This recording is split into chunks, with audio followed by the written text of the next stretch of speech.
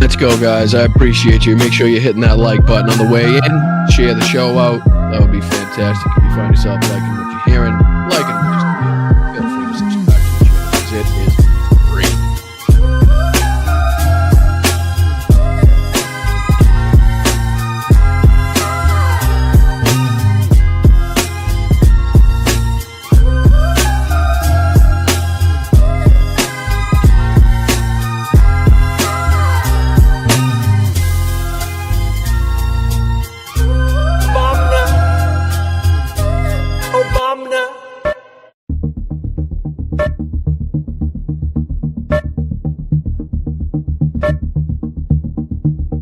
Let's go, let's go, let's go. You're watching Blunt Politics with Boston Brian. You sure as shit are, and I appreciate you for doing so. Welcome back, everybody. How's everybody doing? It is Sunday, August 10th, 2025, and somehow you have made it through another week of political fucking craziness. Oh, the most outrageous political administration in the history of political administrations, leading the United States directly into ruin at every turn. Lots to talk about today. We'll be discussing the Trump administration stripping trans military service members of their benefits. I don't think I could think of anything more disgusting, more egregious, and more blatantly disrespectful to the people that literally sacrifice everything to make sure that we have the ability to do what am doing right now, what you guys are doing right now, sitting in the chat, free and clear of fear, right? So to strip people that have, sacrificed so much, given so much of their lives and dedicated so much of their lives, the best years of their lives to this country, and then to just strip them outright of any, ongoing benefits, any advantages that they were supposed to have seen after retiring. Thank you, Slacks. Let's go, guys. Let's go. I appreciate you guys. I really do. Slack says, love to you, Brian, Mel, Dungaree, Dog, Logan. Love to all my fellow Bryantologists. And thank you in advance for all of your greetings.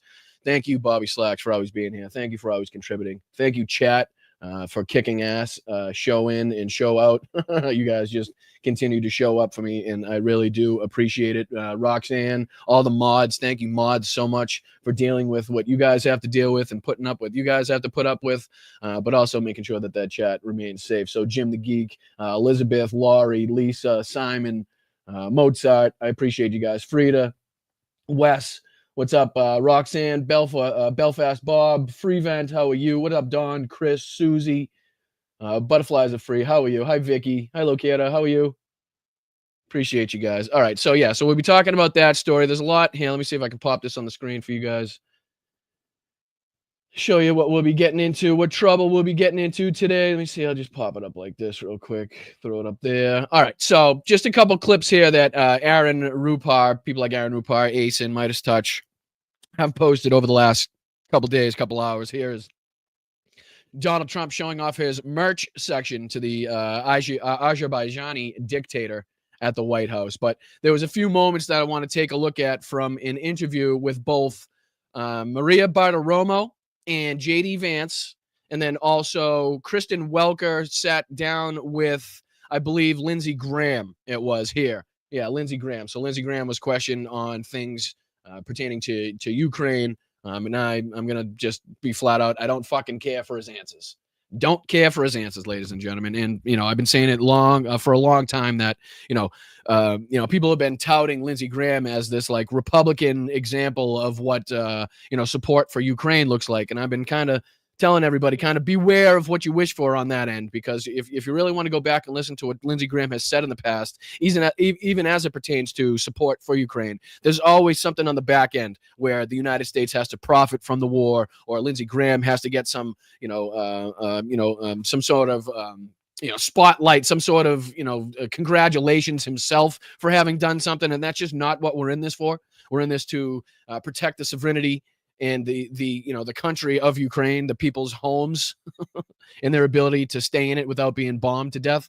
So we'll be taking a look at that. I found this pretty funny here, where the office of the DNI had to put out a statement. Here, let me see if I can make this a little bigger so you guys can see it. My apologies.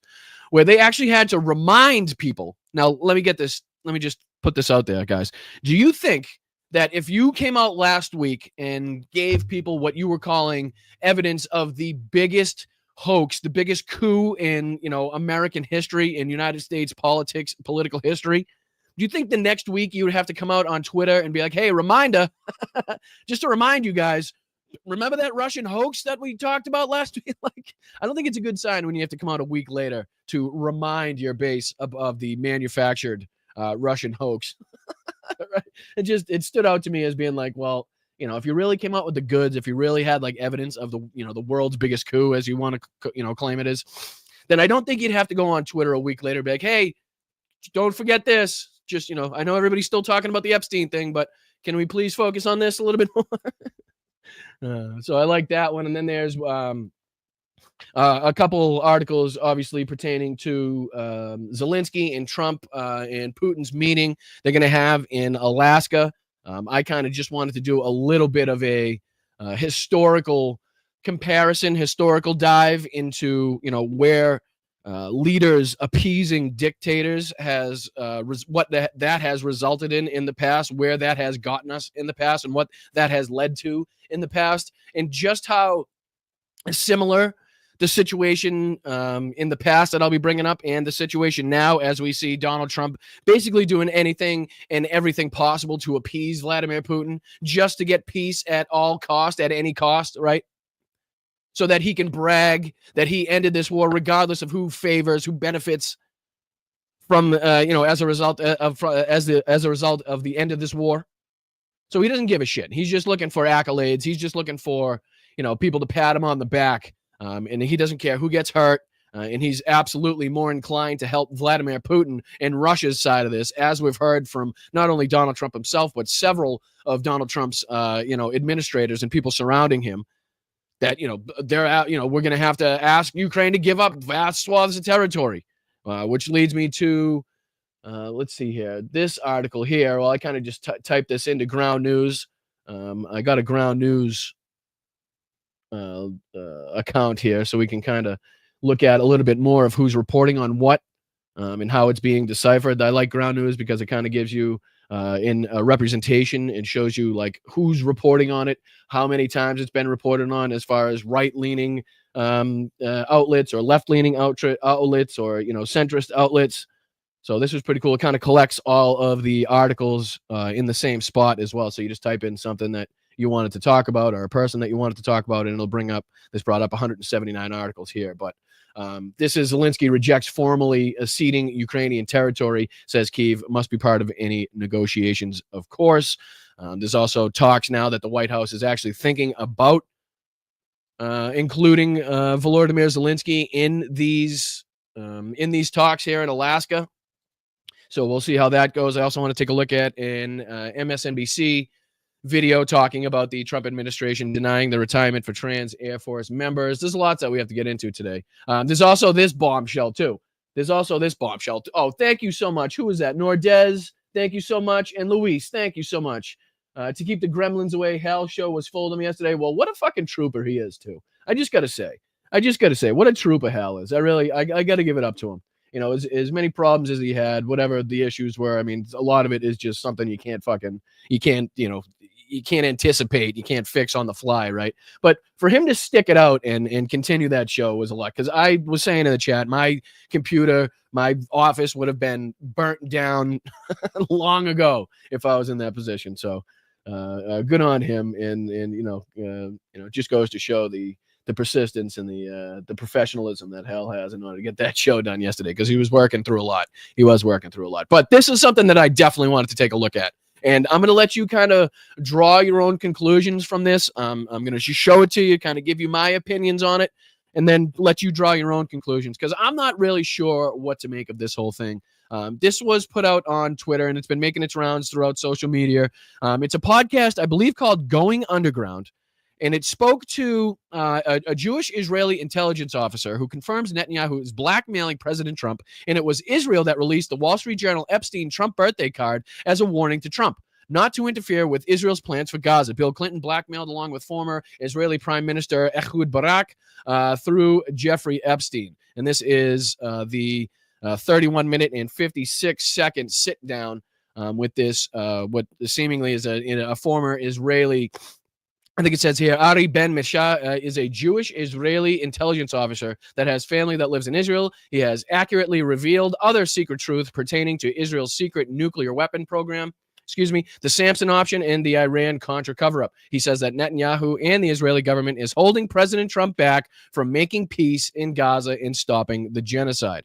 Now, two things on that. That very well could be true, but I'm not so sure, even if Netanyahu or Israel or whatever this is suggesting wasn't happening, that Donald Trump would be suing or, pushing Netanyahu or Israel to enact some sort of peace or to stop the genocide or to stop the ongoing humanitarian disaster that is the starvation of millions and millions of people, right? I mean, I think this is kind of giving him too much credit on this front, but we'll be taking a look at that. Lots to get into, so why don't you guys hit that like button, share the stream. I appreciate it.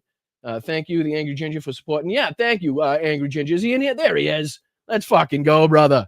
Let's fucking go. Thank you so much for your kind words the other day in your stream. Hopefully they are warranted. Hopefully I, do something to, make people actually want to say nice things. So, but I can't thank you enough. And I'm down if you guys want to rip some fucking Republican ass apart. In some sort of collab with, a bunch of YouTube creators that don't give a flying fuck who they embarrass, who they mock, who they ridicule, then, hands up. I'm here. I'm here. Let me know, because that's me. That guy's me.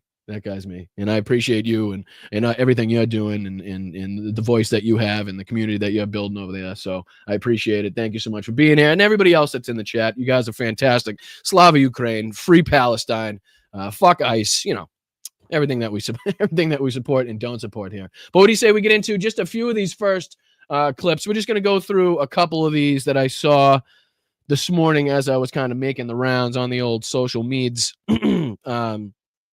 I really don't want to go. I just don't want to do the entire sit down with JD Vance and Maria Bartiromo. I just really, really don't want to suffer through that whole thing. I know I'm not a huge clip player usually. I like to kind of sit down and get through the whole thing, but I don't know if I can suffer through that today, nor make you suffer through that. So why don't we'll kind of go through the highlights. Asen and Aaron Rupar.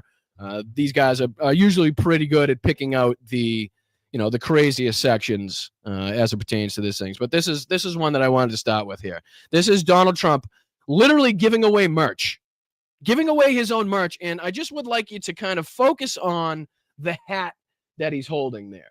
What does that hat say, ladies and gentlemen? What does that hat say? Take a second. Go ahead. Take a second.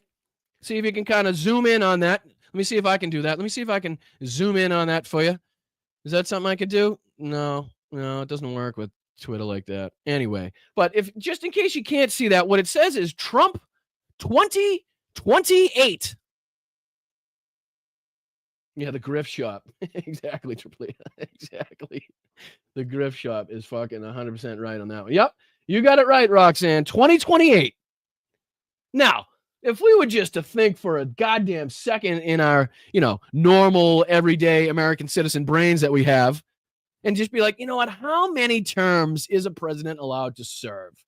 Let me just, is he even legal? No, he's not.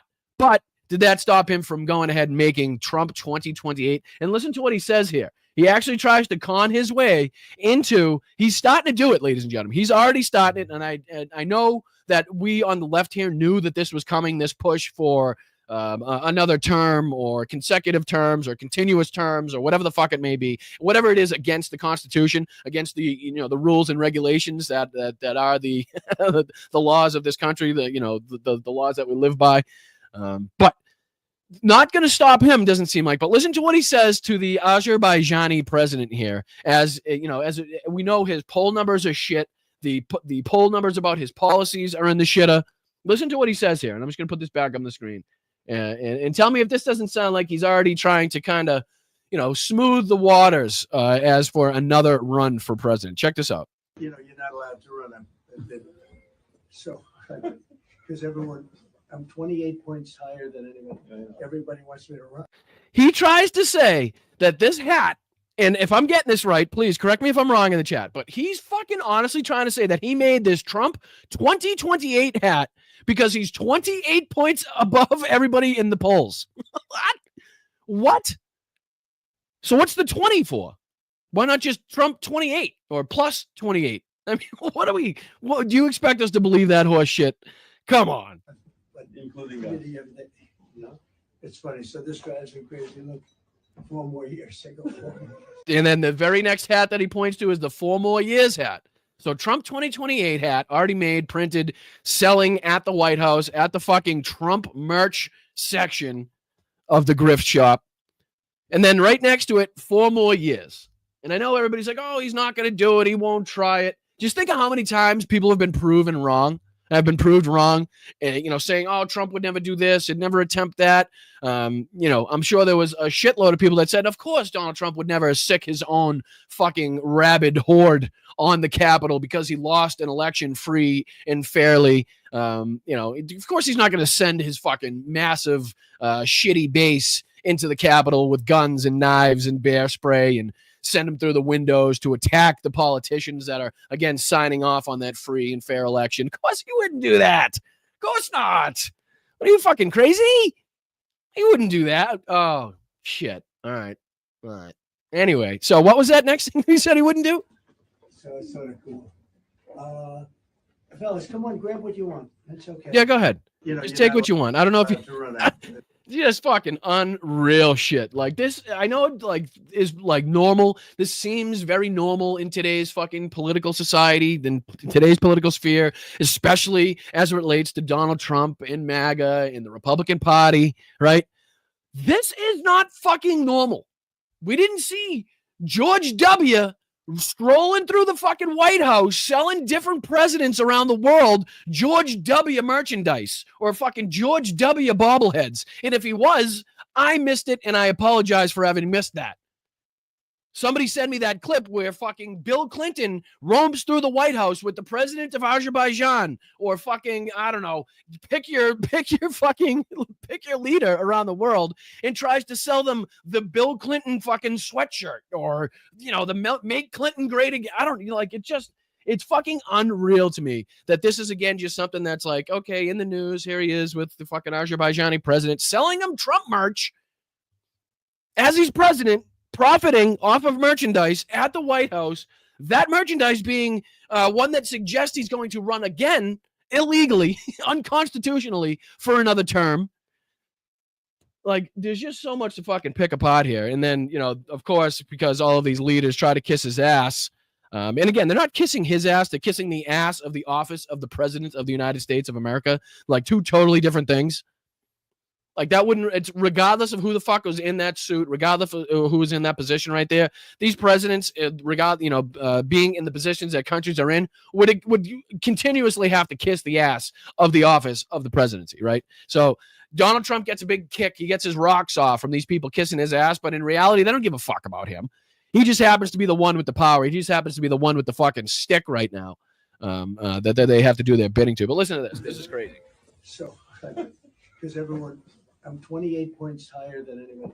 Everybody wants me to run, but including No, it's funny. So I'm 28 points higher. All right, let me just for shits and giggles, let's do latest. I'm not even going to specify what poll it has to be. I'll just do latest Trump poll. We'll see. Let's see here. We don't even have to go into it. I'll just show this on stage. So we got Newsweek. Donald Trump's approval rating suddenly slides with conservatives. Donald Trump's approving rating right now. Here's what the latest president of the polls numbers say. If we click on that, I'm sure it probably wouldn't be good. Donald Trump's approval ratings collapse with black voters. Donald Trump's approving rating. See the latest polls. Independents drive Trump's approval to 37%. Oh, shit. So approval rating down 2 points from last week, which was down several points from the week before. I mean, it just continues to go and go and go. So I don't know who he thinks he's above 28 points in what poll, in what fucking policy, on what subject. I'm not sure. But this obviously is just like his team filling in like fake polls, handing it to him in the morning and be like, hey, look, you're fucking killing it. You're killing it. It's fucking unbelievable. 28 points up, he says, in the polls. And that's why people want me to run. And then you hear the Azerbaijani president say, we want you to run too. Well, guess what, dickhead? He can't. Fuckface. Maybe you fucking Azerbaijani ass should do more reading of the United States Constitution. Right? Spend less time with your lips on Donald Trump's asshole and more time with your eyes on the Constitution so you could actually know the laws of this fucking country that you seek the benefit and support of. You fucking hack. Ain't possible. Can't do it. Can't do it. Won't do it. this drives me crazy. Look, 4 more years. And this drives him crazy. Look. So it's sort of cool.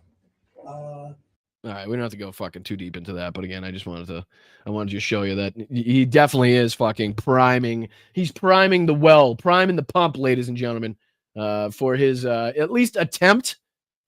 Or, I'm curious to see how he's going to do it. I really am. I really am curious to see how he would fucking pull that one off in the event that he does try to run again. All right, let's see if I can. I'll put this back up on the screen for you guys. Let's see if we can. Excuse me 1 second. Just a second.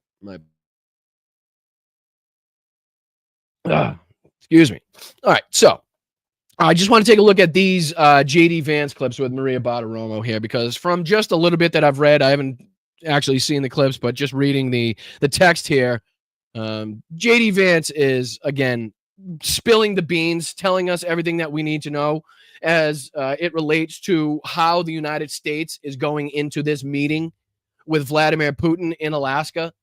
Like, they're not going into this with the full-fledged backing, with the full-fledged, with, the United States fully supporting the country of Ukraine going into these meetings, where they are going to try to do everything they possibly can to strong-arm Vladimir Putin and Russia into peace, into giving up as much Ukrainian fucking territory as humanly possible, if not goddamn the entire fucking thing, is what I would ask for. That's how you start the goddamn negotiations, at least. Like, they're not going into this with Ukraine's best intentions. That's what I wanted to drill into. And there's a various number of clips here that I could show you that talks about here. We're done with funding of the Ukraine war business. It's just one of the clips. So that's the next clip we'll take out. Let's take a look at this first one. Again, this is Maria Bartiromo sitting down with JD Vance. Was this last night or was this morning?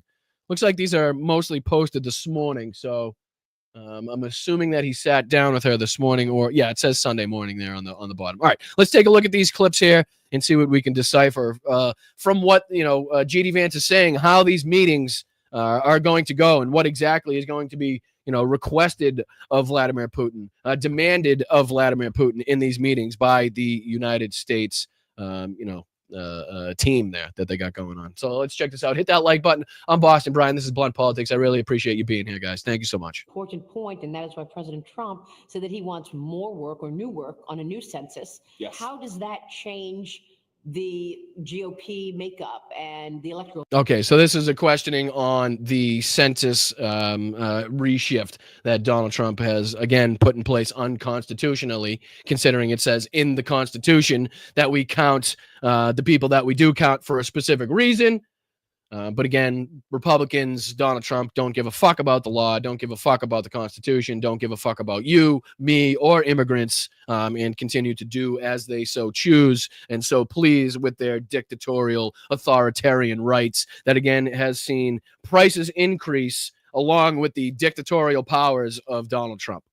So, I mean, one could almost fucking justify, or one could almost see how somebody could justify a rise in dictatorial authoritarian powers. At the same time, you have a decrease in the price of goods, in the price of homes, in the price of healthcare. Like, one could almost be like, all right, like there's a fucking trade-off, right? That I see these people are at least willing to take, to give up a lot of their rights and freedom for, more money in their pockets, as it pertains to the economy and stuff. But that's the fucking opposite of what's going on right now. Like, we are steadily seeing prices increase on everything as Donald Trump's dictatorial, as the Republican Party's authoritarian powers continue to grow, and they try to consolidate as much of the federal workforce, the federal government, as they possibly can before we go into the 2026 midterms and the 2028 election. That Republicans know damn well that they're going to fucking struggle mightily in having any good showing, because of what Donald Trump has perpetrated among this country, among our foreign policy, among our allies, all over since he's been in office the second time. So let's continue here. Votes. Yeah, so another crazy thing that I had no idea about, but everybody, even Democrats, actually admit this, that the census in 2020 had a major statistical error. And what that meant is that you actually undercounted. All right, so I don't give a fuck about what he's talking about with the census. I'm not going to lie to you. I'm not going to sit here and lie to you. I want to know what he's saying about Ukraine, and that's what this clip is there. So I apologize for wasting your fucking time and energy on that one. Fucking Christ, this guy is just a dry, fucking useless sack of nothing.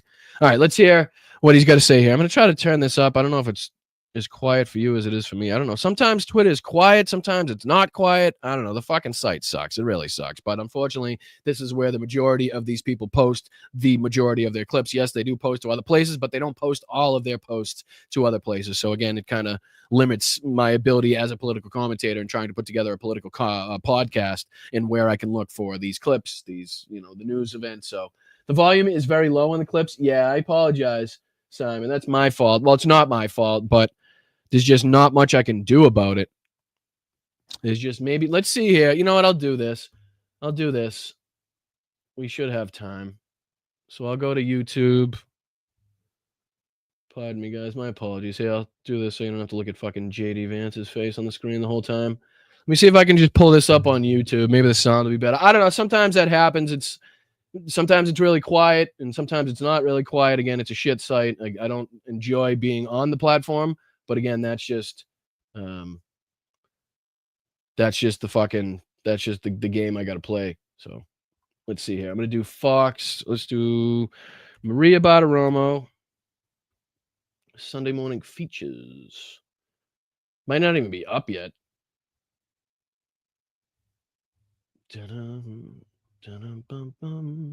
Sunday morning JD Vance. Maybe that'll pull it up. I'm just trying to get you guys some sound that you can hear. Here we go. Vance absolutely wants to see indictments in Russiagate scandal. Disgusting. Is this the whole thing here? Again, sorry I have to do this. I said at the beginning I don't want to have to subject you to the entirety of this interview, but if you guys can't hear the Twitter clips, then it doesn't do me much good to play them for you. Now it does it. All right, let's see if we can just kind of skip ahead. Does anybody have any timestamps, maybe? All right, we'll just get into it. I'll speed it up just a touch until we get into a section that we actually want to slow down and dive into when he talks about Ukraine. So let's just get into this. I appreciate it. Hit that like button, guys. Share the stream out. I'm Boston Brian. This is Blunt Politics. This is, again, JD Vance this morning with Maria Bartiromo, giving his shit takes as it pertains to, again, everything and anything, Ukraine or census-wise. We'll see what else they get into here. Let's talk about it. Here we go. Pretty straightforward. We want a unified Republican team. We want to fight together, win together, make big things happen for the American people, and obviously the people of the state of Indiana together. But one of the things that you see in a lot of red states is blue states have really aggressively gerrymandered such that they've actually made it harder for the majority of the state of Indiana. I'm sorry, the blue states are responsible for the heaviest amount of gerrymandering? Is that what he just said? Okay, so that's what this interview is going to be. That's what this interview is going to be. It's just going to be fucking opposite day. It's just going to be the complete and total opposite of reality. Everything that's fucking upside down is now right side up. Let's get this again, ladies and gentlemen. It's the blue states that we have to worry about the gerrymandering. Wow, check this out. Gerrymandered such that they've actually made it harder for the majority of the state of Indiana to have their voice heard in their federal elections. Because if the blue states have made it harder. All right. Okay. What? Are we fucking living in the same world? Honestly, sometimes I look at these Republican politicians, right? And then I know this asshole is just he's just faking it till he makes it, right? He don't give a fuck what he says, who he says it about, what he said in the past. I mean, this is the same guy that called Donald Trump fucking Hitler-like, right? Said he was a fucking degenerate, went on a whole screed about, wasn't just one sentence either. It was like a whole list of shit, excuse me, that JD Vance has, rightly called Donald Trump in the past. So now to hear him, are you seriously surprised, man? I mean, it's fucking pretty shocking. It is. Obviously I know what their deal is and what they're trying to do. They have to go on Fox News and lie, but it's fucking pretty funny. Come on. It's fucking pretty funny to hear any Republican say it's the blue states that are the most gerrymandered, or the blue states that are responsible for the most heavy amount of gerrymandering. That's fucking funny. That's fucking funny. I'm sorry. I mean, that is just crazy nonsense. And you're right. I mean, I probably shouldn't be as surprised as I am, but still. I mean, when shit that's not happening in the reality that you live in is being talked about by the vice president of the United States in a Sunday interview with one of the fucking leading reporters on the leading, media fucking, the media corporation in the country, then, we kind of have to call it out. That's all. Here we go. California has crazy gerrymanders. Illinois has crazy gerrymanders. New York has crazy gerrymanders. What it does is it actually suppresses the will of the people in states. Now, I wonder if the bottom line will tell us what he's talking about. So maybe if we can kind of skip forward where it says something about where he's talking about Ukraine. That way I don't have to subject you guys. Republicans would have more seats in the House. Again, talking about redistricting. Democrats have gone as far as they could possibly can in redistricting. That's fucking unbelievable. Still talk. All right, here he goes. This is where he talks about the meeting with Trump and Putin. So let's dive into it here and see what he's got to say. I apologize for, again, subjecting you to more JD Vance than you absolutely need to see. But again, this is my job. Here we go. Unbelievable. Let me move on to foreign policy, because President Trump is expected to meet with Vladimir Putin at some point, perhaps in the coming week. What are you expecting? Well, first of all, I've got to give the president a huge amount of credit here, Maria, because this is a major breakthrough for American diplomacy. If you go back, this war's major breakthrough after the 2-week pause that he gave him. That was 6 weeks ago. And then he stopped that 2-week pause 6 weeks ago to give him a 50-day pause. That again was roughly almost 50 days at this point, but to give him another 10-day pause. But then that 10-day pause isn't a real 10-day pause, because again, we're just going to have meetings in Alaska that could or could not involve the actual country that's being invaded and assaulted night after night. We'll think about including their president, but yeah, we're going to actually have this meeting in a spot in a territory that actually used to belong to the to the Russian Federation, to the USSR.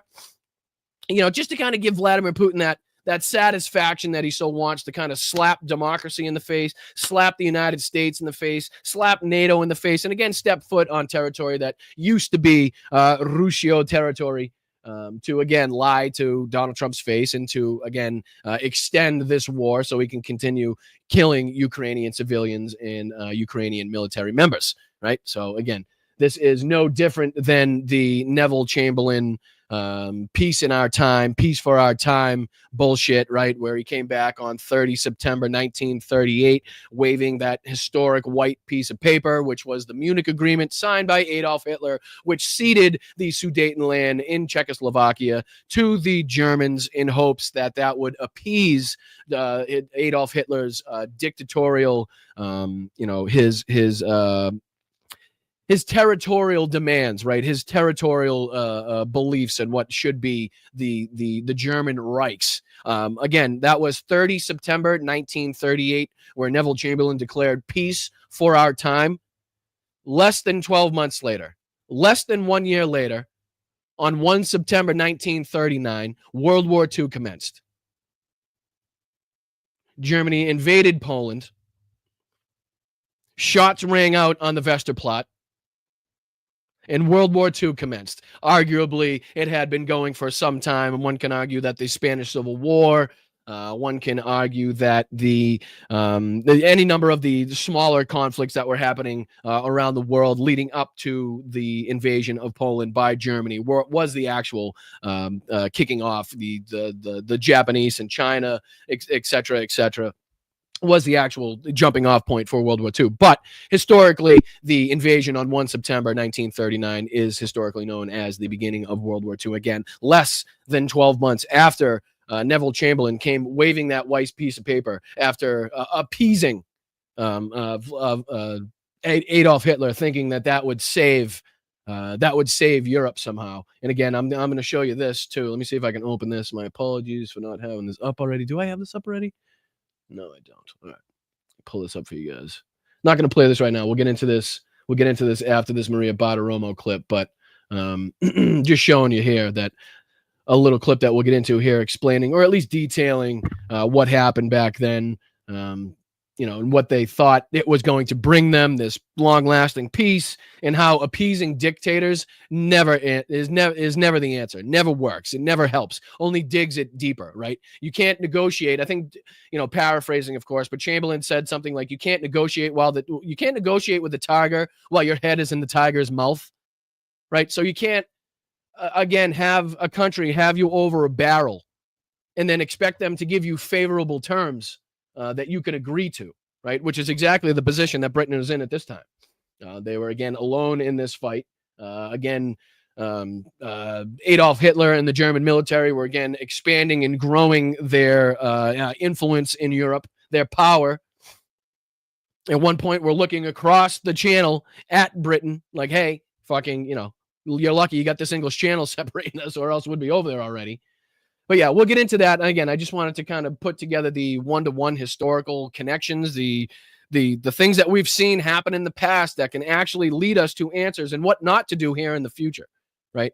So we can avoid situations like this. So we can avoid embarrassing moments of appeasing dictators to only lead into world war anyway, right? So this was supposed to stop the death and destruction, when it probably accelerated and helped cause more death and destruction.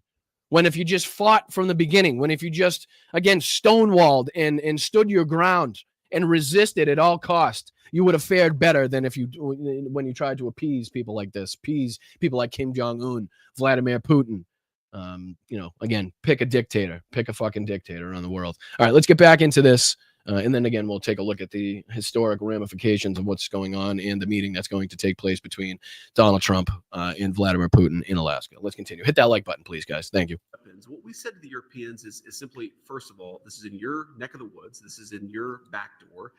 Oh, timeout. My apologies. Was that the quiet one? I think that was the quiet one. This is the good one. All right, here we go. It's been going on for over 3 years at this point, well over 1 million Russians and Ukrainian dead soldiers. And as the president says, the numbers are probably much higher than the official tally indicates. There has been no substantial breakthrough. And for 6 months, the president himself, he's asked me. All right, I'm going to play that one more time, guys. And I apologize. I just want to get it from the beginning of his statement there, because I know it's going to piss me off. And I just want to make sure that I get it, correct and accurate. Here we go. American diplomacy. If you go back, this war's been going on for over 3 years at this point, well over 1 million.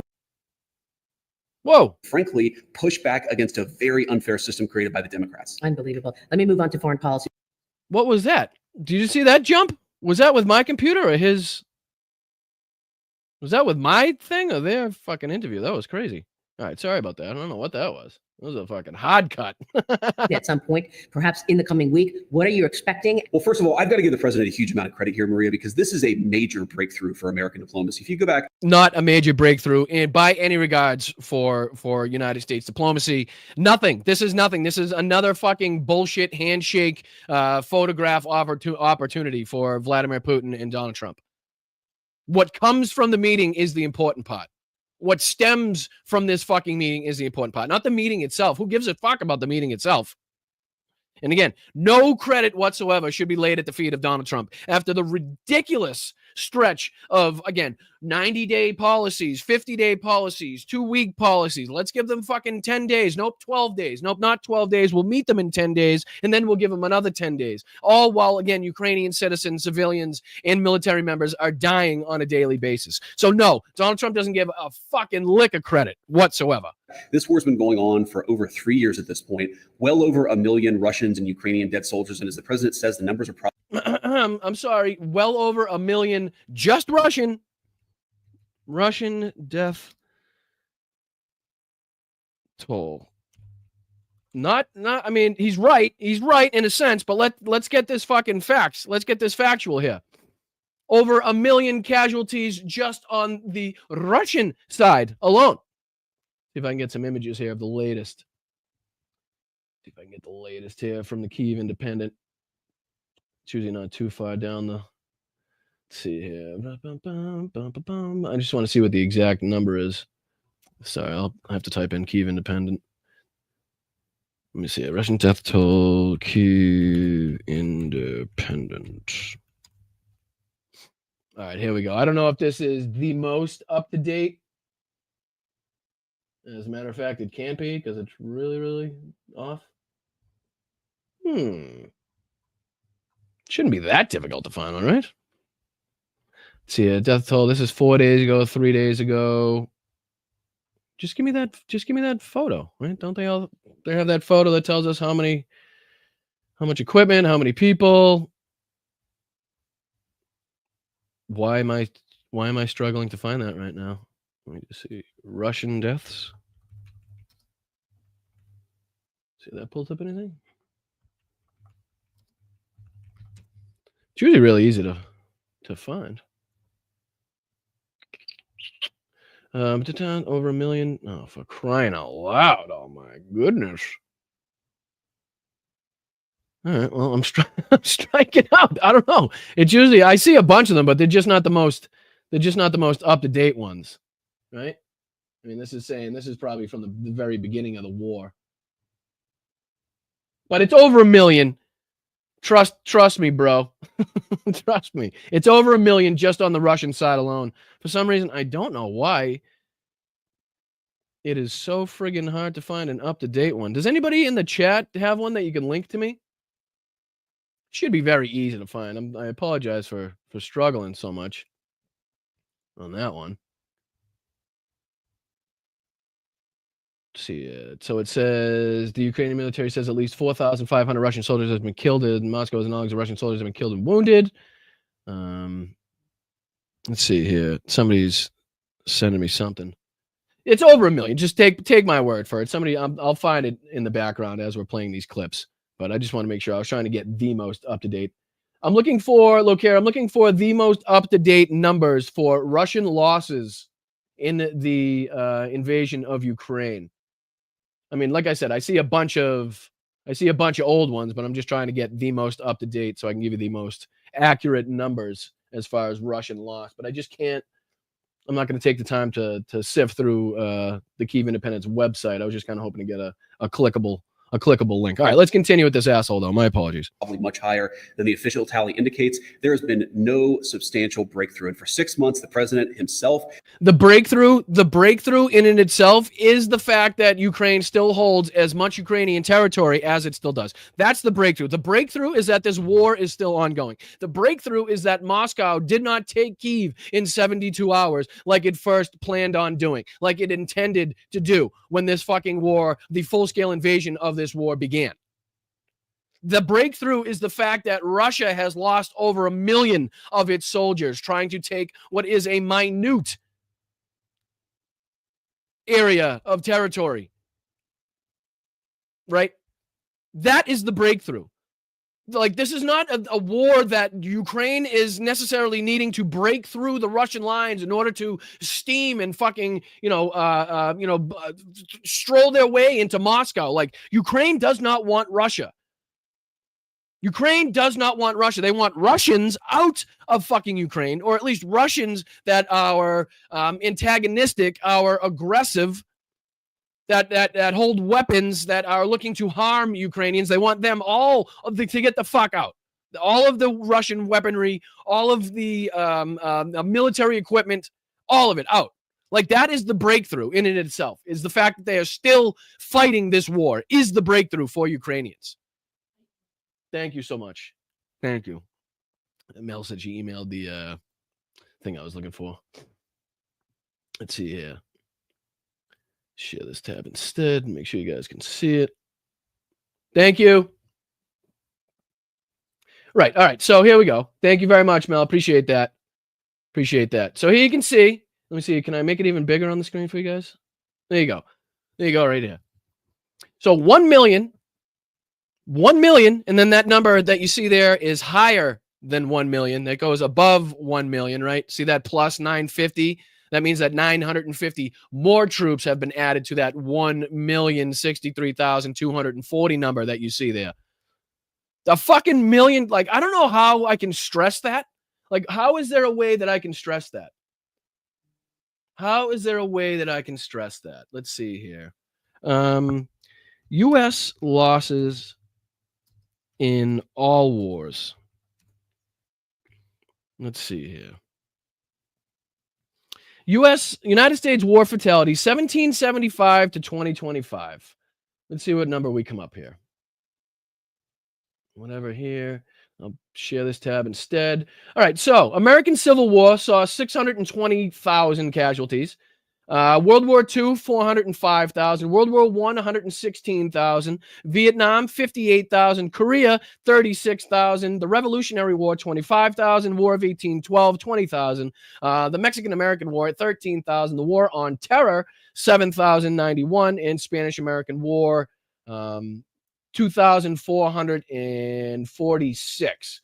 So again, nowhere in the fucking realm, the Gulf War, 258. If we were to add all these up, right, 620, 405, 116, 58, we're literally in the same realm of losses incurred by the Russian military just since 2022 in the full-scale invasion of Ukraine.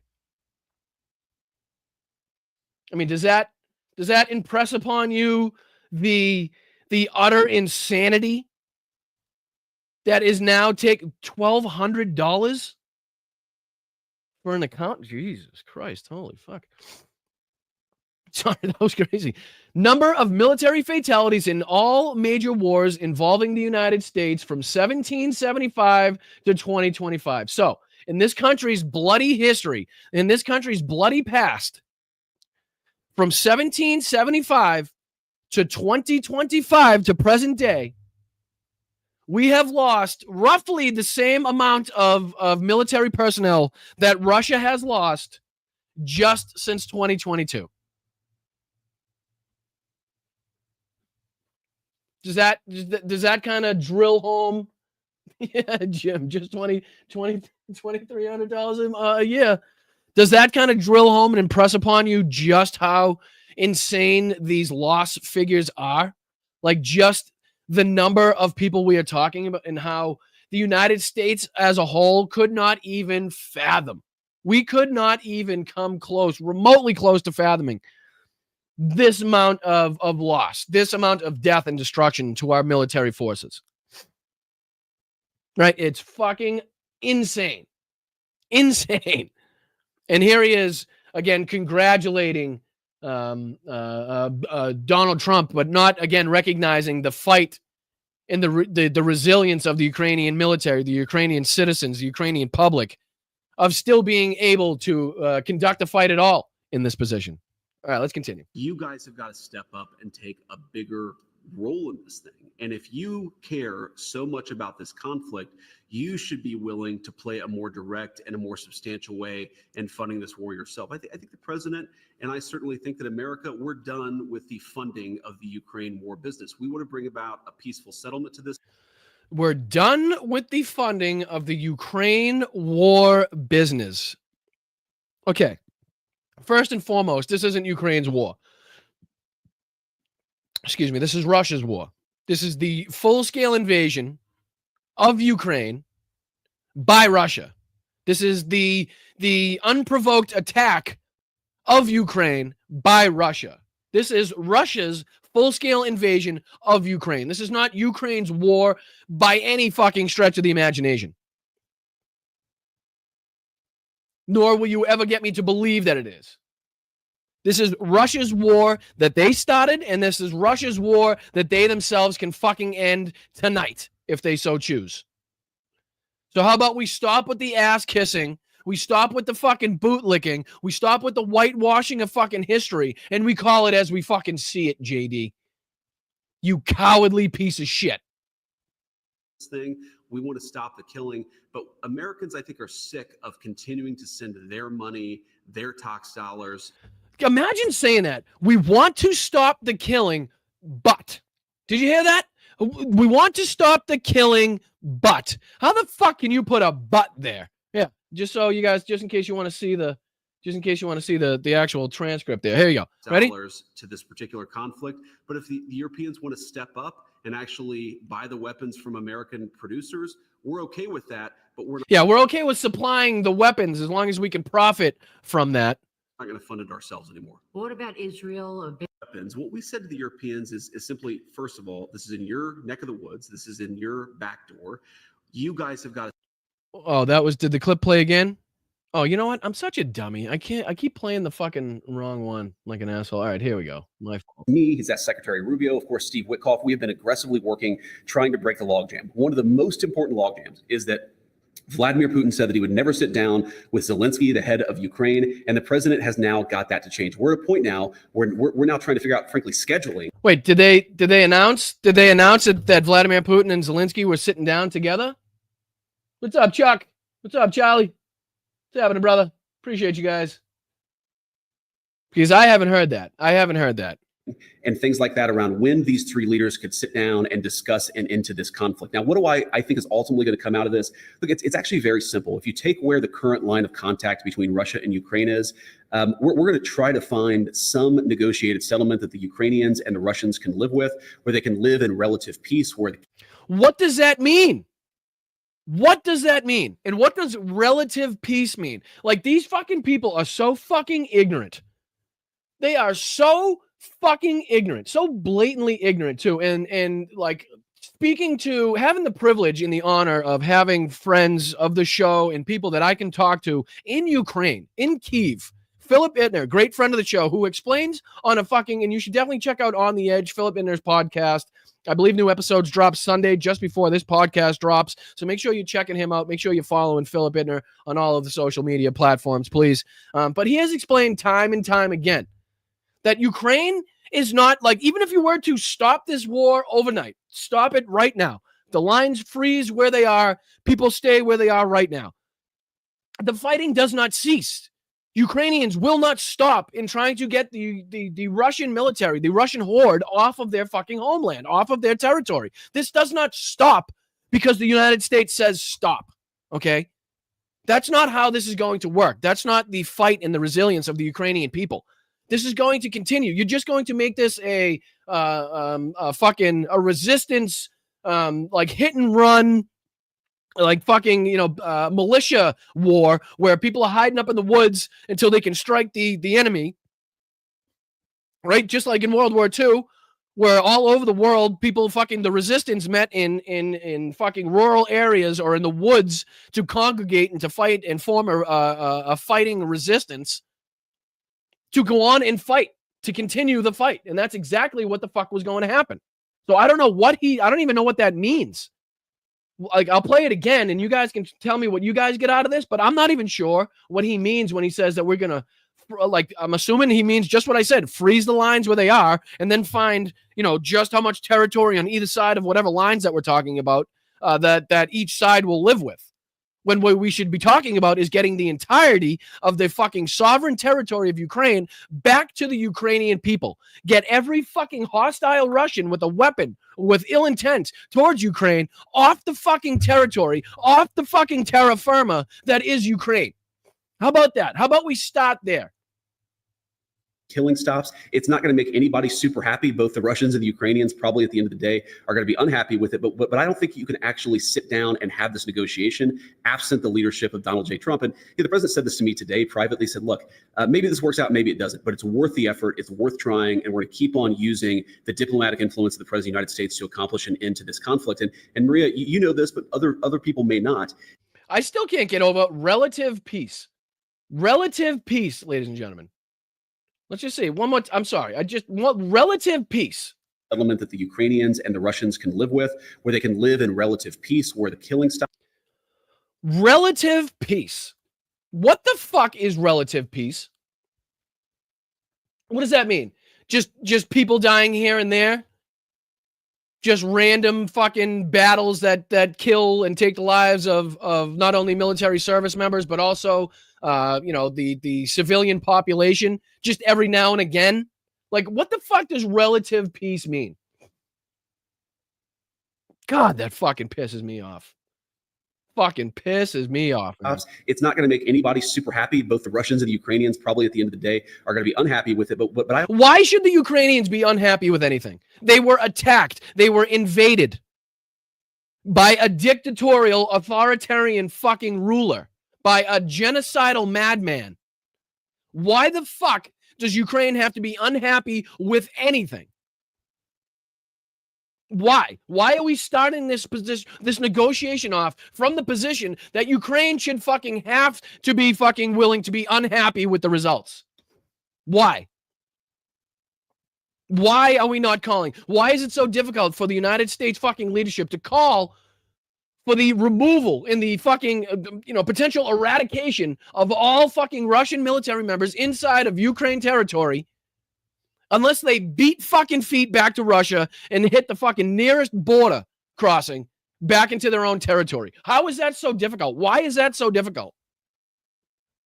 Makes fucking no sense to me. And you got Kremlin Clay of the Republicans there talking about how we can't even fathom what victory looks like if we were Ukraine. It means they get their fucking territory back. Victory means their people stop dying on a nightly basis. Victory means that they don't have to worry about a Russian lurking around the next fucking corner with an AK-74 or AK-47, because don't worry, Donald Trump's he's an expert in all these guns. So if anybody is going to make sure that we don't see any fucking MK-47s run around, it's Donald Trump. You'll have a group of Venezuelan killers, street gangs, occupying the town with MK-47s. I know that gun very well. I got to know it very well.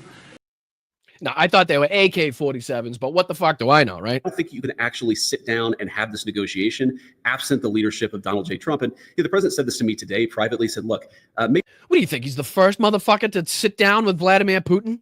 The guy sits down with fucking crazy dictators from around the globe all the time. And this one's no different. This is no different. This is just another asshole going to kiss his ass to give him what he wants, to give him an extended period of time to continue either rearming or continue killing and trying to weaken the Ukrainian military. Just buying him more time. That's all he's doing, buying more time. And just to break this up just a little bit, why don't we break this up and I'll pull this up. We'll start this, right? That way we don't have to endure too much JD Vance all at one time. Let's take a look at the historical significance, right? The historical fucking comparisons and one-to-ones to what we saw on 30 September 1938 from Neville Chamberlain in his potential appeasement, or, his trying to appease Adolf Hitler, because he thought that was the only course of action to stop Europe from engaging in another war. So let's see. Somehow the sound only picks up after a few seconds in this video, so bear with me until it picks up.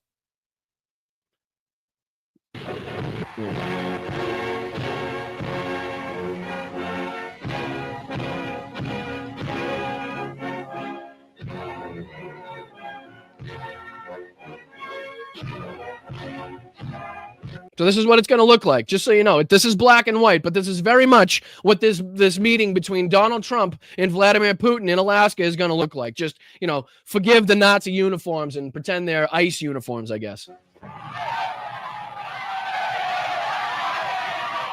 This is, of course, Neville Chamberlain upon his arrival in Germany to have the Munich Agreement signed, which again ceded the Sudetenland of Czechoslovakia, which was a World War I, a result of World War I in the Versailles Treaty. I keep calling Donald Trump Adolf Hitler and Adolf Hitler Donald Trump. I mean, who can tell the two apart anymore anyway? But this was, again, Donald Trump. This is, again, Adolf Hitler making the argument that more territory should be his, right? That, the Treaty of Versailles was an abomination and the territory stripped from the German people should rightly be returned, and that the German citizens were being abused by their captors and the people that were holding them in captivity. And, it was part of the German Reich before, so it should be part of the German Reich again, right? So, again, this is just a little bit of a one-to-one here, and what you can expect to see Friday in the meeting between Adolf Hitler. I did it again. Adolf Hitler and Donald Trump.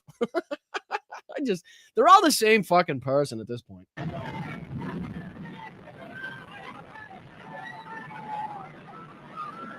Right, and this is Adolf being like, "Yep, I got these assholes right where I want them. Right where I want them. They're actually coming to me to have me sign this fucking useless piece of paper that they think that I'm actually going to uphold, when just months after this, that fucking piece of paper was already being used to wipe the ass of Adolf Hitler."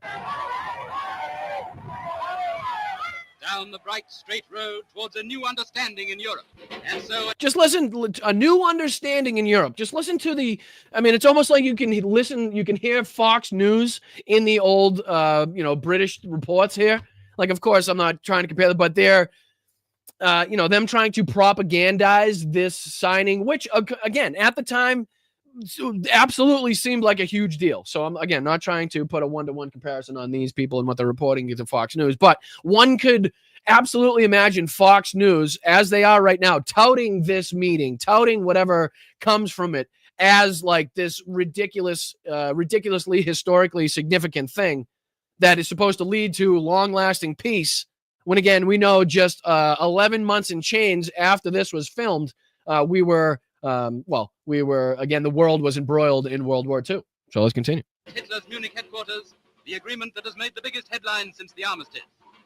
Let no man say that too high a price has been paid for the peace of the world until he has searched his own soul and found himself willing to risk war and the lives of those nearest and dearest to him. Let no man criticize the bargain that the statesmen of Britain and France have struck until he has attempted to add up the total price that might have had to be paid for. There he is, shaking hands. There's Neville with a big smile on his face, shaking hands with Adolf Hitler, just as they go in to discuss the signing of the Munich Agreement. Unfucking real. Unreal. Any other settlement, a price in death and I think that was von Ribbentrop next to Hitler. destruction. That price will not be paid. There will be peace. It's the greatest diplomatic triumph of modern times. The scene change. The greatest of modern times. The greatest triumph of modern times. It's a shame, hindsight being what it is, knowing what happens literally less than a year after this. But again, this is what appeasement, this is what trying to bow down and kiss the feet and trying to, trying to, calm down and try to, again, just appeasement. There's no other word for it. It's just fucking appeasement of dictators. This is what it gets you. Is to London, as Downing Street expresses the nation's gratitude, also to the lady who shares the Prime Minister's hopes and fears. That's Neville Chamberlain's wife. When Mrs. Chamberlain comes out for a walk in the park, and the Prime Minister comes home. And this is the famous moment that we've all seen time and time again of Neville Chamberlain returning home again on 30 September 1938, waving the Munich Agreement, waving this white piece of paper, which might as well have been a white flag, pretty much very similar to the white flag that Donald Trump is going to wave to Vladimir Putin upon his arrival in Alaska. Home to an empire filled with joy and relief. Home. Oh, and thank you so much, guys. I'm sorry I've been missing you guys in the chat. Everybody that's contributed, sent a super chat, super sticker, reached a milestone. We go over them all at the end of the show. So please, if you're new to the channel, and if you sent in a financial contribution, don't worry about it. I do recognize all of you guys, every single one of you at the end of the show, whether it be Venmo, which for some reason I don't have up on the screen at this moment in time. Let me see here. I think it's this one. There we go. So there's a Venmo up in the corner here. Bust a buck, try your luck, support some independent media. Again, I'm Boston Brian. This is Blunt Politics, the political podcast, sifting through the bullshit and the lies and the propaganda of the mainstream media, the Republican Party, Donald Trump, and breaking it down for normal, everyday American working class individuals like myself and like you guys who make this country run and the people that are affected by these policies. So I appreciate you tuning in and thank you for supporting such independent media figures such as the little show that could, Blunt Politics. I appreciate it. Let's go. To a welcome that he will never forget.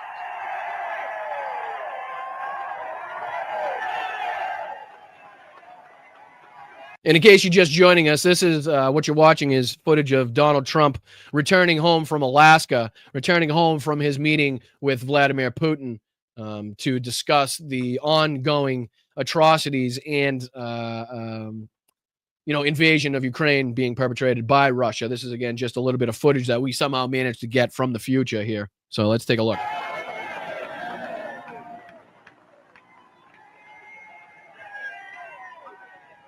I want to say that the settlement of the Czechoslovakian problem, which has now been achieved, is, in my view, only the prelude to a larger settlement in which all Europe may find peace.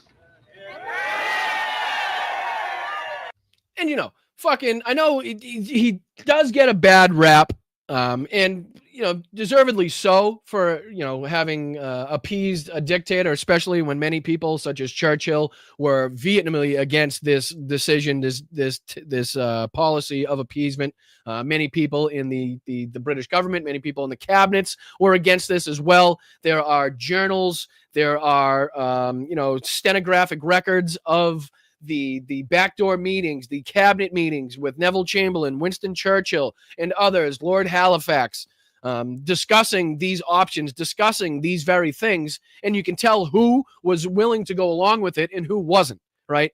It has been long said, and I actually got into a little bit, not an argument, but a discussion of somebody on Blue Sky trying to tell me that, Neville Chamberlain knew that this wasn't going to work, and, he was just trying to buy Britain time in order to rearm, when I've seen nothing. Somebody that studies World War II has watched as much stuff as you could possibly watch on this accounting. I've never seen anything to suggest that this was just being done in order to buy time for the British population. He legitimately thought that this was the one avenue that he could seek that would lead to peace. And unfortunately, the one option he sought was appeasing a dictator and giving in to a dictator's territorial demands, and hoping that would, satisfy him so he wouldn't go looking for other territorial demands, which, again, would lead into the destruction and devastation of the European continent, of many millions of people all over the globe, right?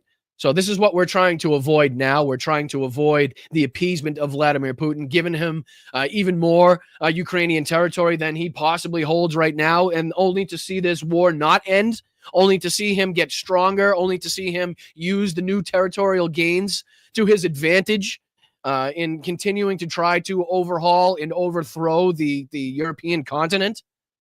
So that's what we're all worried about, right? That's what we don't want to see happen. We don't want to see, the United States give Ukrainian territory away to Vladimir Putin to only see this war continue. Right. And that's, again, what we've seen. Donald Trump time in and time out, time and time again, give Vladimir Putin the benefit of the doubt, give him extensions on deadlines, 50 days, 10 days, 2 weeks, 6 weeks. Meanwhile, thousands and thousands and thousands of Ukrainians are dying while Donald Trump fiddles around with his little fucking tiny mushroom pecker and his little fucking tiny hands that he's got, right? Donald Trump's little tiny hands. His little tiny hands. Where are they? Where are they? Give me it. Come on. Where are they? I know they're around here somewhere. Yeah, there. Referred to my hands. If they're small, something else must be small. For the rest of my life, I have the curse that I have little hands. Little hands. Hey, you got a little chubby going there. So that's what we're worried about, right? That's what the fuck we're worried about in this instance. That's what we don't want to see. We have seen time and time again Vladimir Putin continue to take advantage of Donald Trump's stupidity, ignorance, and inability to read the room or read military engagements and to decipher what actions should be taken next in these military engagements, or what actions the United States should be calling for in order to end the hostilities, end the conflict as it stands. And Vladimir Putin has fucking just ridden him like a horse, like it was fucking pouring rain, and he put him away wet. Right? Donald Trump has been fucking bitch slapped in the face, kicked in the dick, spit in his eye by Vladimir Putin throughout this entire second administration. And he's done flip-flopping where he was for Putin, where he was seemingly against Putin. But I don't trust that motherfucker as far as I could throw him. Until I see actual substantial action, substantial policies to back up, excuse me, the rhetoric, at least, coming from him when he goes on and says, Vladimir Putin is bullshitting. We need to support Ukraine. But it's only going to be defensive weapons. Again, I don't trust the man as far as I could fucking throw him. And we know his fat ass ain't flying too far through the air, right, ladies and gentlemen? Right, Taco. Right. Every single time he continues to flip-flop, he continues to go back on his stances, tariffs. I mean, this isn't just, this isn't only as it pertains to foreign policy and wars and Vladimir Putin and dictators. This is fucking his entire administration can be drawn right back down to the fact that he continues to cower. He is a fucking coward. He is a pussy. He is a weak-minded, feckless individual that couldn't tie his own fucking shoes if he was left to fend for himself.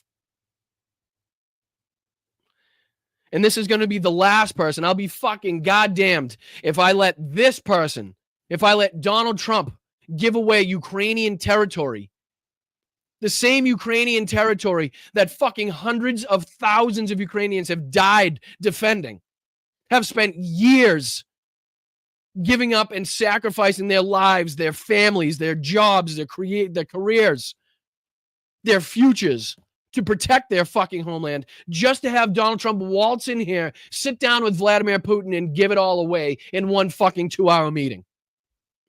Not on my fucking watch, I can tell you that much. And again, as I showed you here, not on fucking Zelensky's watch either, because, multiple reports out to suggest that Zelensky is rejecting the formal ceding of Ukrainian territory, as he fucking should, because who the fuck is Donald Trump giving away other people's territory, talking about what we should give away, what we need to give away, what we don't give away?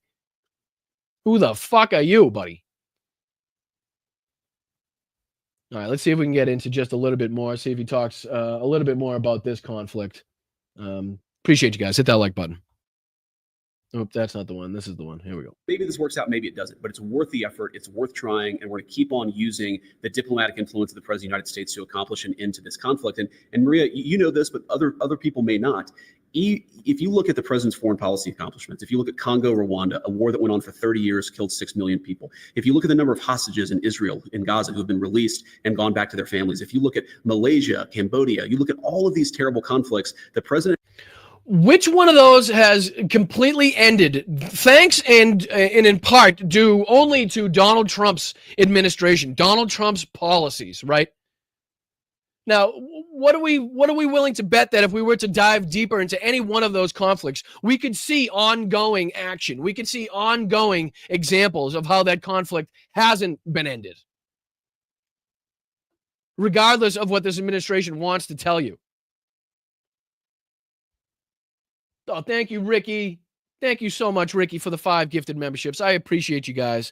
You guys are fucking unbelievable fighters. Your passion, your aggression, your loyalty, not only to democracy, but to independent creators, to, fighting against these fucking fascist dictatorial assholes is really inspiring. It really, really is. And it continues to push me in front of the camera every single day to bring you guys the news, to bring you guys the latest information, and at least my opinions and insights. I don't know if it's insights, but at least my opinions into these matters.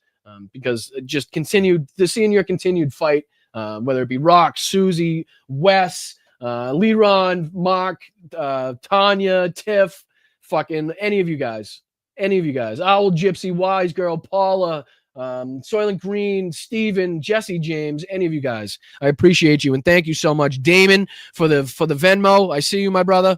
I see you, dude. I see. Yeah. He says F YouTube and their 40% cut.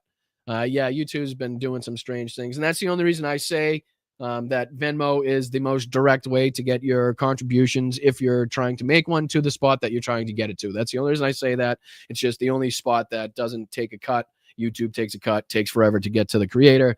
That just is the best way. So if you have the ability to do so and you're looking to do so, please think about sending a buck or two to Venmo and supporting independent creators like myself. Or if it is somebody else, if it's another creator that gives you the most bang for your buck, the most value on this website, on this spot, then feel free, please, by all means, support them.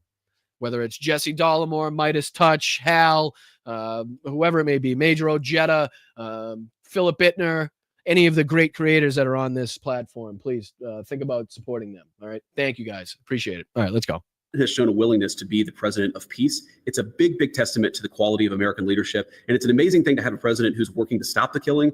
Yeah, they're really pushing this Nobel Peace Prize. They're really fucking pushing it. For somebody who says he's not politicking for a Nobel Peace Prize, Donald Trump is certainly fucking politicking for a Nobel Peace Prize. And he's got everybody in his administration doing the exact same thing. You've had for so many generations presidents who didn't care about bringing peace to these very conflict-torn regions of the world. It's something I think all Americans should be proud of, whatever their political party. Do you want Putin to meet with Zelensky before a meeting with President Trump? I actually don't think it would be that. Wow. I mean, he's literally about to say that he doesn't think it would be that productive to have Vladimir Putin meet with the president of Ukraine, Volodymyr Zelensky, the two people, the two countries that are, directly engaged in this conflict because of the illegal actions of Vladimir Putin in Russia.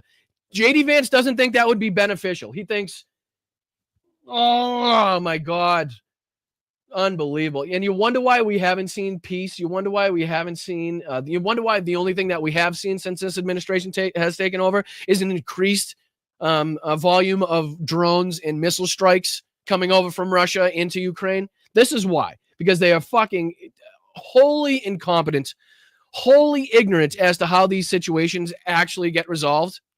And I'm not saying that, if Zelensky and Putin were to sit down with each other, it would be like, the war would end then. But that is definitely would be a step in the right place, right? Volodymyr Zelensky saying directly and face to face to Vladimir Putin what the demands of Ukraine are in order to get Russia out of Ukraine. How could you say that to be not beneficial? And Trump? I actually don't think it would be that productive. I think fundamentally the president of the United States has to be the one to kind of bring these two together. We're, of course, going to talk to the Ukrainians. I actually spoke with the Ukrainians this morning. Marco has been talking to them quite a bit. We're going to... Oh, sorry. Thank you, Mel. I appreciate you. I love you. Thank you so much for your contributions. Thank you so much for everything that you do for this channel as well. Very nice of you. Thank you. And make sure anybody that's receiving gifted memberships from Mel or anybody else donating, Nordez or Ricky or anybody else, to please thank whoever's giving you those memberships for coming out of pocket. And even if you don't receive those, please make sure to thank the people that do contribute to this channel to keep this channel running, as it is fully funded by you guys and you guys alone. So I appreciate it. Keep that dialogue open, but fundamentally, this is something where the president needs to force President Putin and President Zelensky really to sit down to figure out their... Well, that's the problem, Arizona Sunflowers. Now that, Vladimir Putin sees that Donald Trump and the United States administration are more leaning towards their side of things in order, just in giving them meetings, giving them deadlines, extending those deadlines, that type of shit. Like, he sees now Putin will absolutely be going in there with demands because he sees he sees where people are falling in this fight, and he knows that Donald Trump is not going to impress upon Vladimir Putin any of the Ukrainian demands, and B, he's not going to allow Ukraine to I don't know what you want to say, get above their skis or get out in front of their skis as it pertains to demands that they have themselves. Right? I don't think Donald Trump's really going to allow Ukraine to demand anything. So I think you're right in this. But if the meeting were to take place at the request of Ukraine and the Russian governments, I think that would give Ukraine, I think that would give Zelensky the ability, the leverage to go in there with the demands that are right, that would be beneficial to Ukraine, what they're looking for in the end of this, right? So I think you're 100% right, too.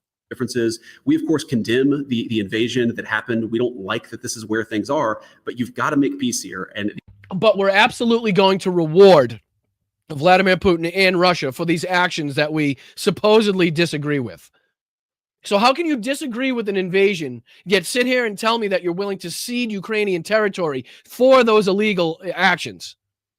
Can anybody fucking break that one down for me? Does anybody actually believe that they disagree with what Russia did if they're willing to cede Ukrainian territory for those illegal actions? How does that work? How does that work? Like, I know you broke into the bank, and I know you shot a bunch of people and stole the money out of the fucking vault, killed a couple of the tellers, but how about in exchange for the money back, we just allow you to keep, I don't know, Windows 1 and 2 of the bank. You can just run Windows 1 and 2 and take the money that you get from anybody that comes into the bank and uses fucking window 1 and window 2. How about that? Does that make sense to you guys? Does that make sense? Because that's about what's going on here. The bank robber has broken into the bank, and, you know, in order to stop the bullets from flying, in order to stop shooting, the cops are now going to give the bank to the bank robber. They're now going to give the bank or parts of the bank to the bank robber in order to stop the shooting. Has anybody ever seen that in any fucking, I don't know, movie, police training film? Does that happen?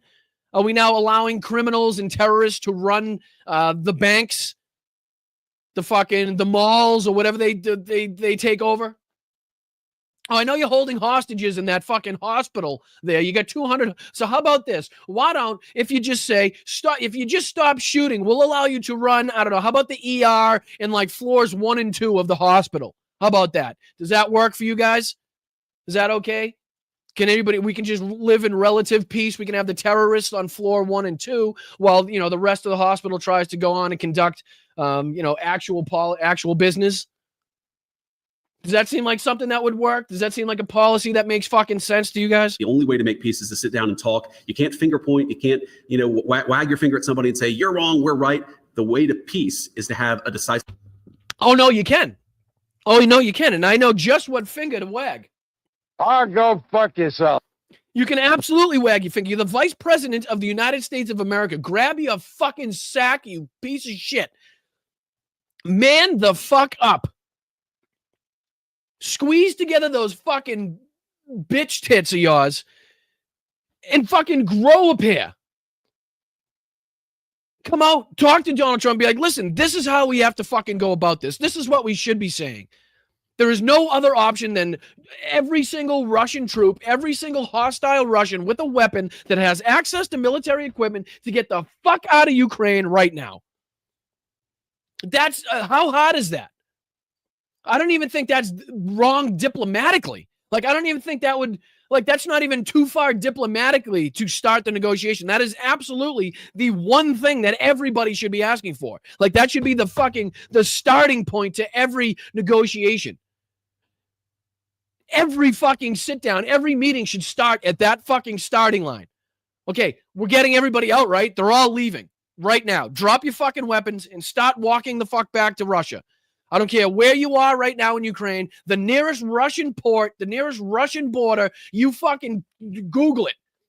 Put it in your maps and fucking get to stepping. How hard is that?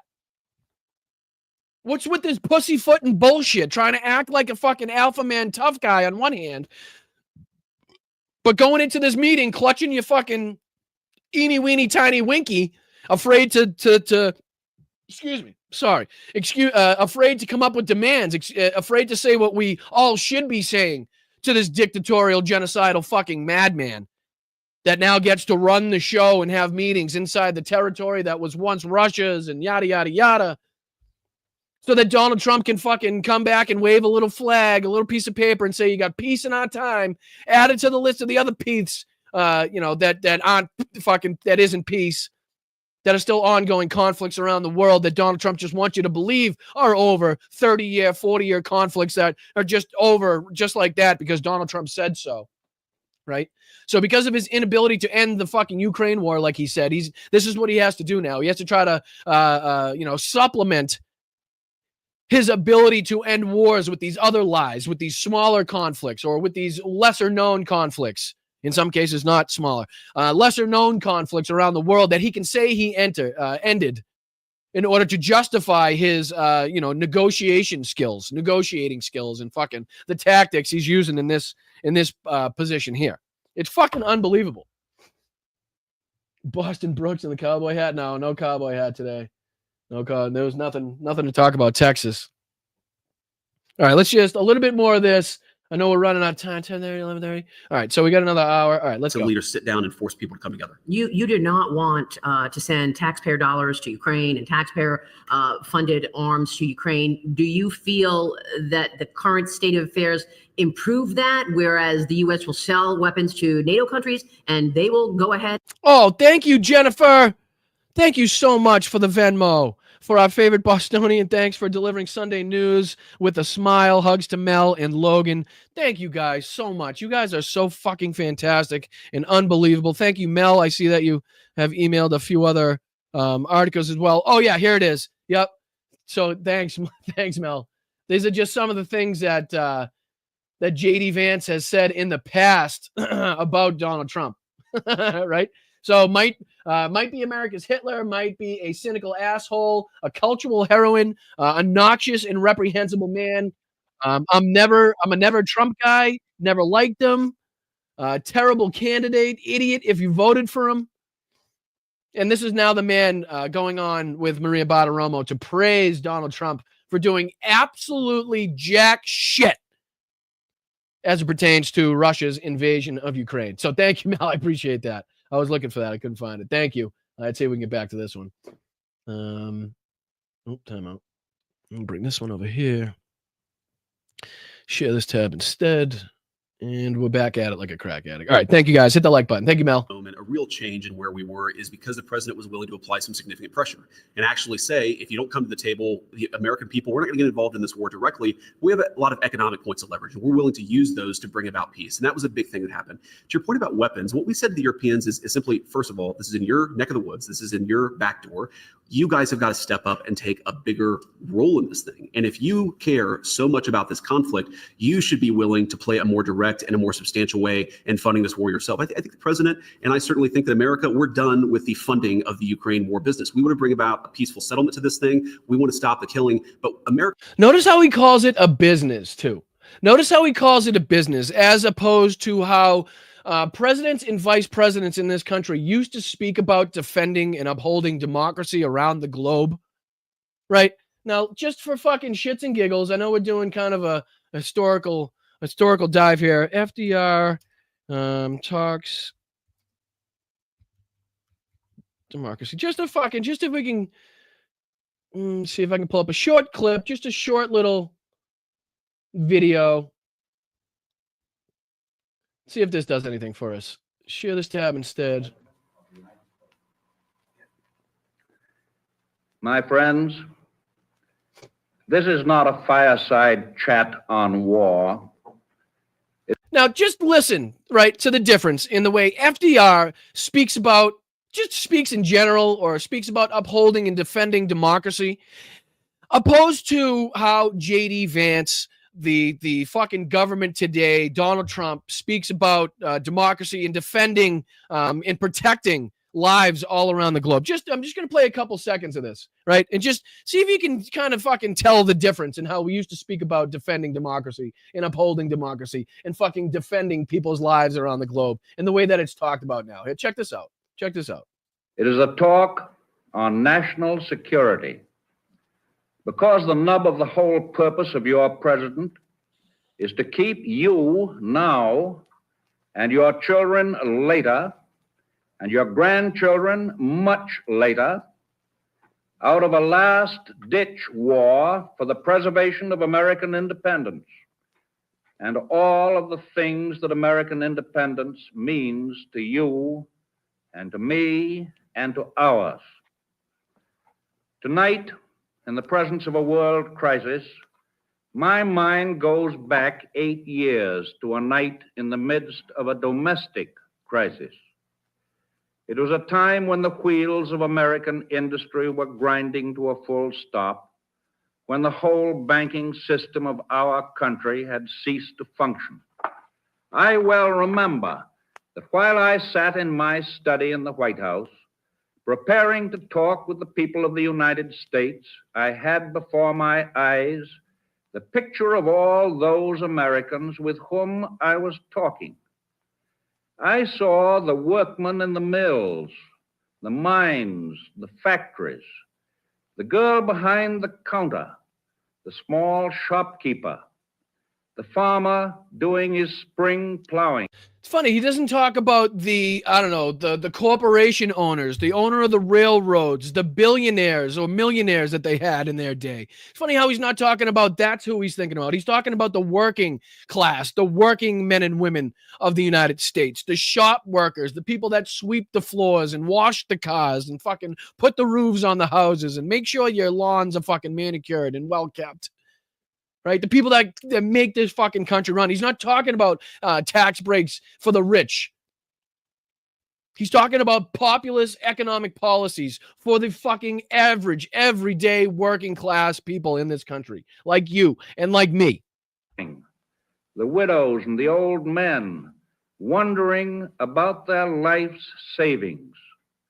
I tried to convey to the great mass of American people what the banking crisis meant to them. Right. And just if you skip forward, and I'll, just another second or two of this, anywhere that you could talk about, anywhere you put anywhere you put this, the pin and you drop it, you're going to hear something that sounds presidential, that sounds like somebody actually involved in supporting and upholding and defending democracy across the globe. That world control, they would unite in ultimate action against the United States. The Nazi masters of Germany have made it clear that they intend not only to dominate all life and thought in their own country, but also to enslave the whole of Europe. Okay, now again, just put this, replace Nazi Germany with fucking Vladimir Putin in Russia and replace the rest of Europe with Ukraine right now in what he's saying. And you can absolutely see how if FDR today or any one of these fucking actual leaders that actually knew how to lead, that had a fucking ounce of dignity and self-respect, were alive today, this is how it would fucking come across. And just how degenerate and ignorant and incompetent our leaders are, like this fucking moron, right? And the shit that he's saying and how fucking callous he is about people's lives and democracy around the globe. Like, and how far we've come. Listen to this. And then to use the resources of Europe to dominate the rest of the world. We must be the great arsenal of democracy. For us, this is an emergency as serious as war itself. We need to be the arsenal of democracy, which is a serious situation, as serious as war itself. So our current situation and our ability to arm Ukraine, to arm Europe, and to help it defend itself against the Russian horde is as important as the war itself. We need to be the arsenal of democracy, which means we uphold the people defending democracy and defend the people defending and protecting democracy around the globe. And we give them the resources and the arms and the funds needed to fight their good fight so that we, in the United States don't have to send our military service members, our cousins, brothers, aunts, nieces, nephews, sisters to the European continent to die for this cause. So again, one more time here for what is obviously a great fucking line from FDR here. Ready? Of democracy. Oops, sorry. For us, my apologies. Of Europe, and then to use the resources of Europe to dominate the rest of the world. We must be the great arsenal of democracy. For us, this is an emergency as serious as war itself. But to me, he means it, right? It's not just the words he's saying. It's the way he's saying it. It's the actions taken to support the rhetoric, to support his fucking speeches. That's what tells me he means it. That's what shows me that he actually sees this as a fucking an emergency. As important as war itself. In upholding other countries and defending other countries around this globe in their plight against dictatorial, authoritarian regimes. We must apply ourselves to our task with the same resolution, the same sense of urgency, the same spirit of patriotism and sacrifice as we would show were we at war. We have furnished the British great material. You know, if Russia was attacking us, would we limit ourselves to defensive weapon only? Would we limit ourselves to the military facilities that we could strike inside of our enemy's territory? Would we limit ourselves? Why are we limiting Ukraine? Why are we limiting the arms or the funds that we send to a country that we were allied with? That we said and signed an agreement that said, yes, we will fucking uphold and defend you in the case that Russia attacks you with the Budapest Memorandum. I mean, this isn't just fucking like your word against mine. This isn't just like, hey, the United States said something one time and they got to do. No, there is a fucking memorandum. There's an actual document signed that states we will do exactly what we said we were going to fucking do if this exact thing happens. Thank you, Slacks. I appreciate you guys so much. I really do. I really do. I appreciate you, man. All right, let's go. Just continue a little more of this and we'll hop back in. Support. And then we'll talk about how, above and beyond this, the Trump administration is stripping trans Air Force members of their military benefits, the same people that sacrifice their livelihoods, their careers, again, the best years of their lives, as Major Ojeda tells us every time. Like, not only did he give a substantial amount of years, but they were the best years of his life, both physically, mentally, right? And he gave those to the United States. He gave those to this country so that we could be safe. And all they're looking for in return is the fucking some benefits, some kickback to allow them to receive medical treatment, to allow them to receive therapy, to allow them to receive fucking the care that our veterans should be afforded. Fucking nuts. And we will furnish far more in the future. There will be no bottlenecks in our determination to aid Great Britain. There will be no bottlenecks in our determination to aid Great Britain. So there should be no bottlenecks in our determination to aid Ukraine.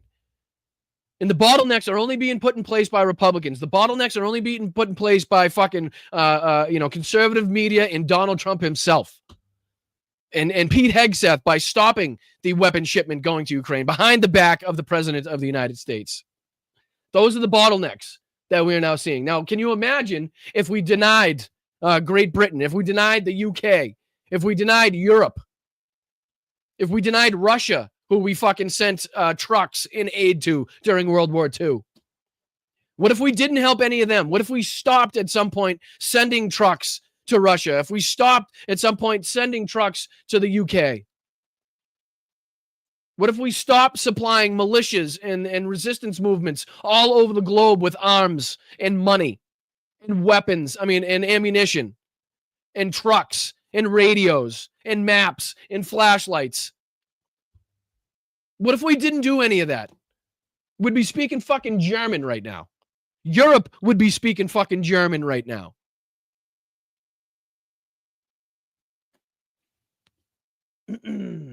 Lokara says, you reposted a woman should not be able to vote video. Oh, was that Hegseth?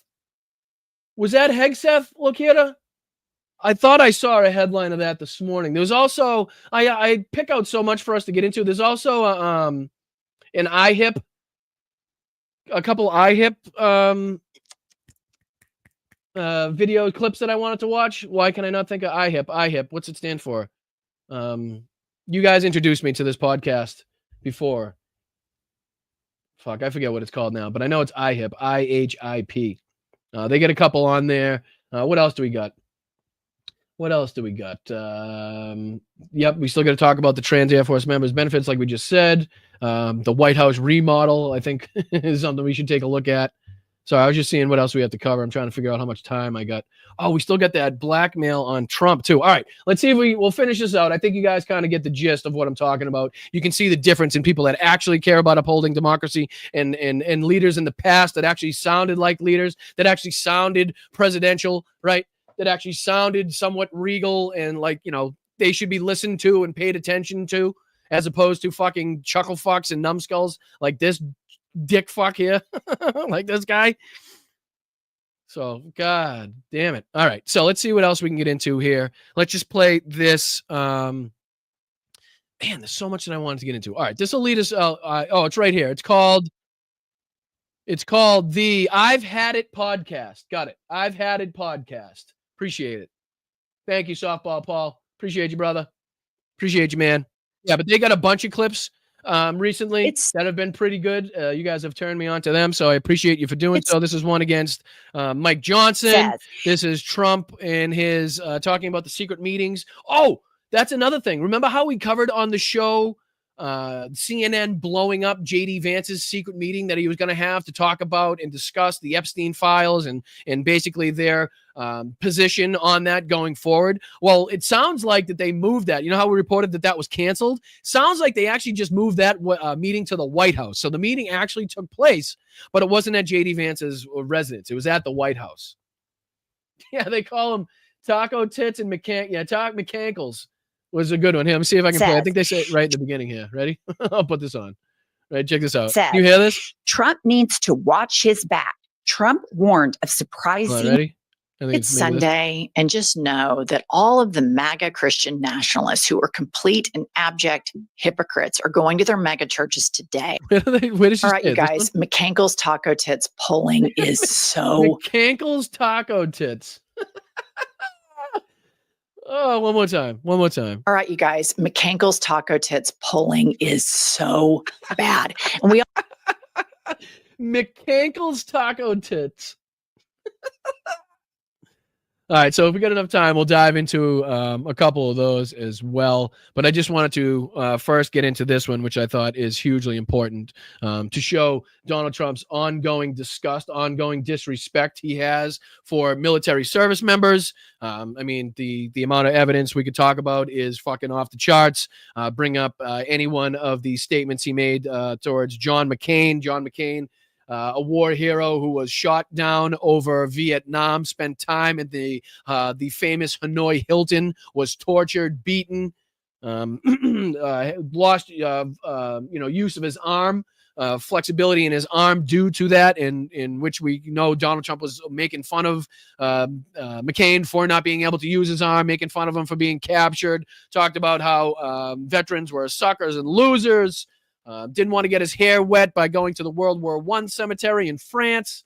I mean, the list is fucking long and extensive, right? Extensive as to his disrespect. But this may be the most disrespectful move yet by Donald Trump's administration towards military service members. And again, this is an short AP clip. This is just 33 seconds here, detailing a little bit. And I got another one after this, detailing what's going on here. So let's take a look at the depravities and disgusting acts, again, that Donald Trump is perpetrating against our military service members who sacrifice everything for the freedom and the livelihoods of you and me. So here we go.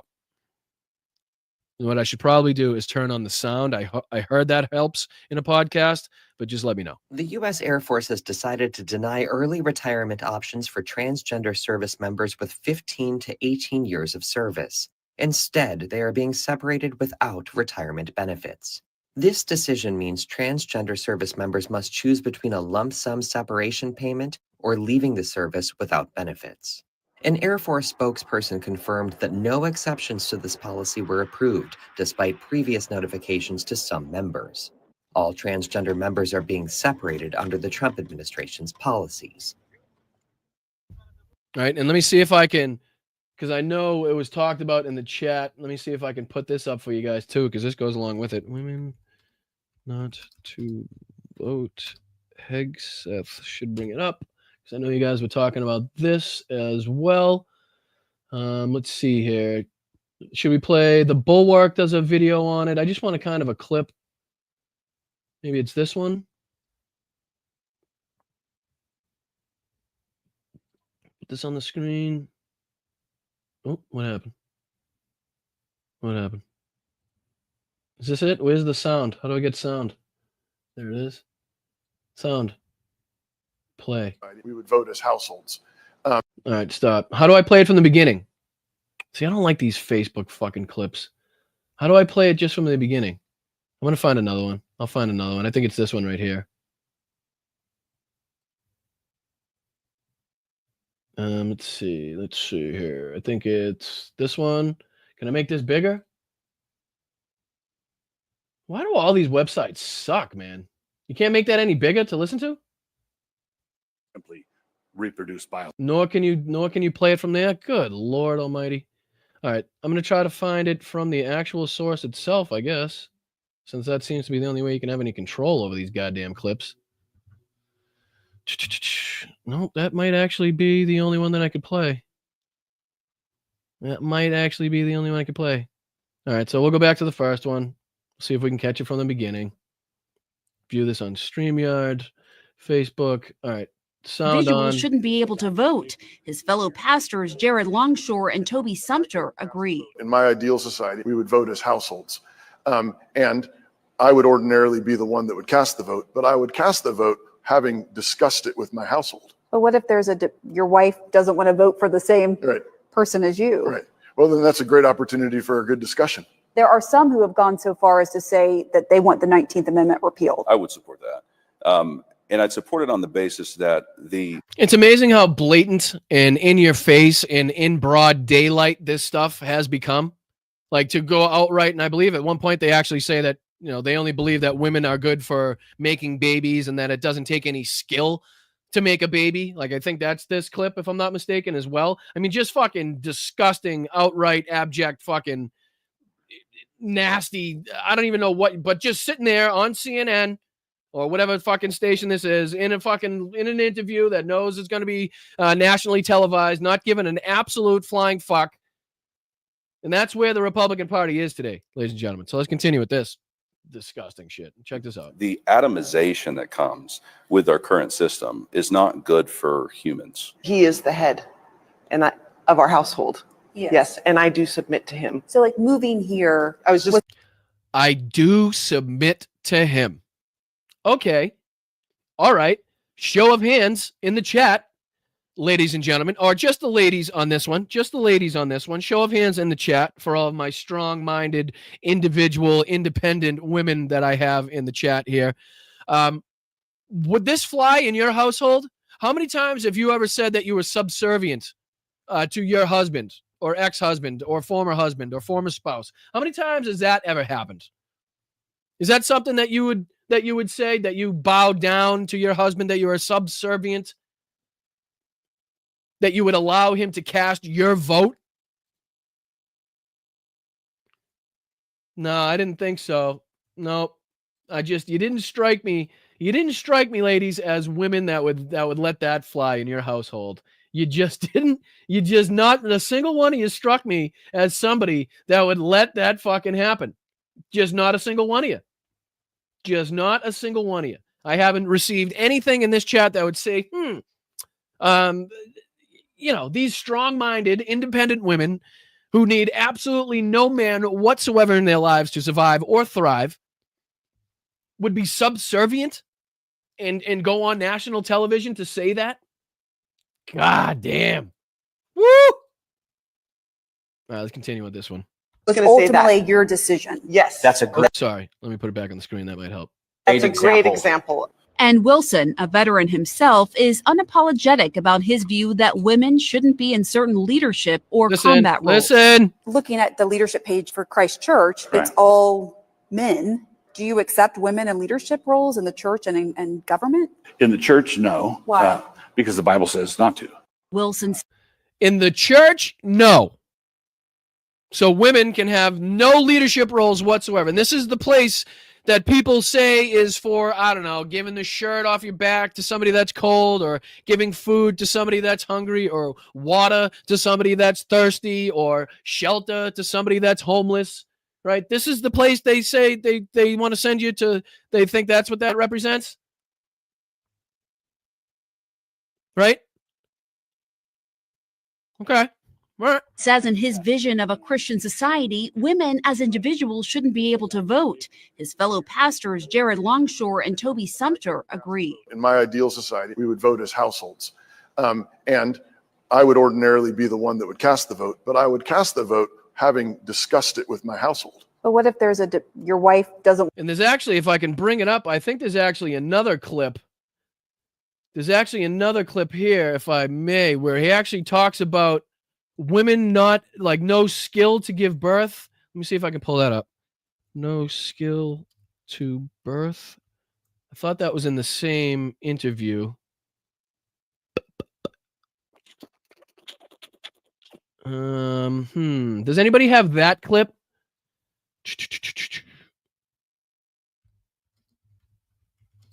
Sorry, I'm just trying to look that up in the background because I'm pretty sure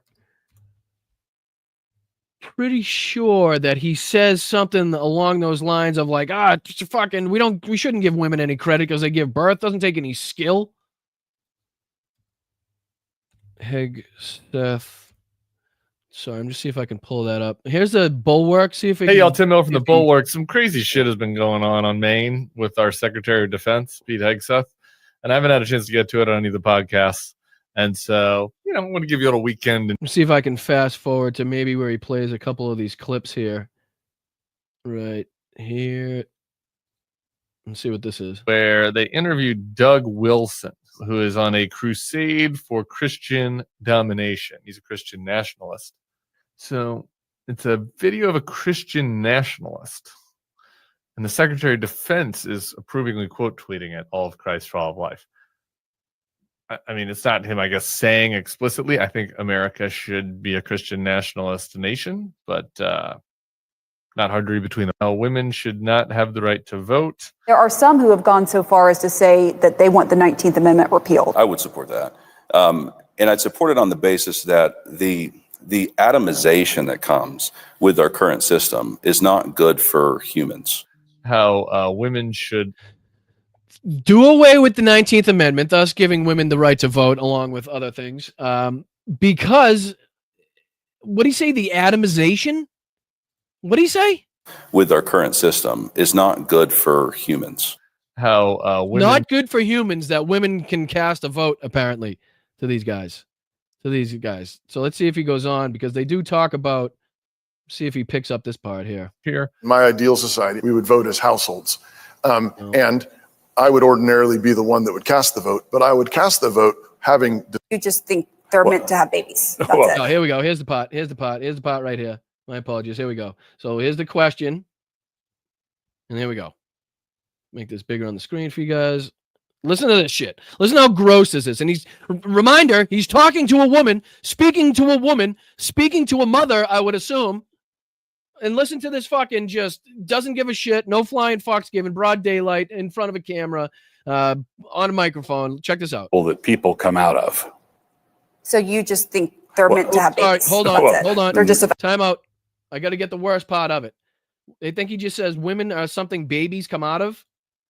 Let me see if I can get this right. Sorry, my apologies. Here we go. Women are the kind of people that people come out of? Women are the kind of people that people come out of. Women are the kind of people that people come out of. A what? Excuse you? What? Let me get that one more time. That people come out of. Sorry, one more time. One other thing, the pastor says women are the kind of people that people come out of. Women are the kind of people that people come out of. So you just think they're meant to have babies. That's it. They're just a vessel. No, it doesn't take any talent to simply reproduce biologically. I mean, Jesus fucking Christ. Hey, buddy. Go fuck yourself. Jesus. I mean, fucking how blatant, like, this is where the Republican Party, this is where conservatives and Christian nationalists are right now. This is what they think is fucking going to fly. This is what they've been led to believe by Donald Trump and the fucking Republicans in Congress right now is going to fly. Like, this is legitimate. Like, this is how you act. This is now considered acceptable in today's society. This shit. Right? This is just normal today in the Republican Party. This is just normal today in Christian nationalist circles. And that doesn't even stop there. I think it goes on and it gets worse. Let me see if there's another part that he talks about here. I think there's a few more other parts, but let's see what he plays here. Oh, what'd I do? Arlington National Cemetery following its removal in 2023. This is a Confederate monument. We're putting statues back. We're putting paintings back. We're recognizing our history. We're restoring the names of bases as we've done across the country because we're proud of our history. I don't know. So he's stripping military service members, trans Air Force members of their benefits at the same time that Pete Hegseth is running around reinstalling Confederate monuments that were taken down for a fucking good reason, putting names back up to bases that were changed for good reason, right? Donald Trump's on this fucking campaign of bringing back the Washington Redskins. Again, distraction attempts to get away from Jeffrey Epstein, but the disrespect he's showing to our servicemen and women is not something that I am just going to chalk up as a distraction, something that I'm not going to talk about and discuss. Let's see here. There's a few more. There was another thing that I pulled up here about the... Oh, here it is right here. Here it is right here. I'll play this for you guys as well. Stop. Put this on the screen for you guys. This is just another short clip, again, depicting... This is 3 minutes of Donald Trump's policy to strip men and women who sacrificed everything to serve in our armed forces of their benefits after the fact. Check this out. Check this out. Let me see if I can... Where is it? Where did I put it? Oh, here it is. My apologies. I was loaded. All right, let's go. Transgender Air Force members just learned this week that their retirement is now not approved by the Trump administration. After being approved for early retirement, they're now being told they won't get the extensive health care and pension benefits that usually come with military retirement. Joining us now is Allison Jaslow, retired U.S. Army captain and Iraq War veteran. Allison, as I understand it, no explanation was given for this. What's been the reaction? Jenny.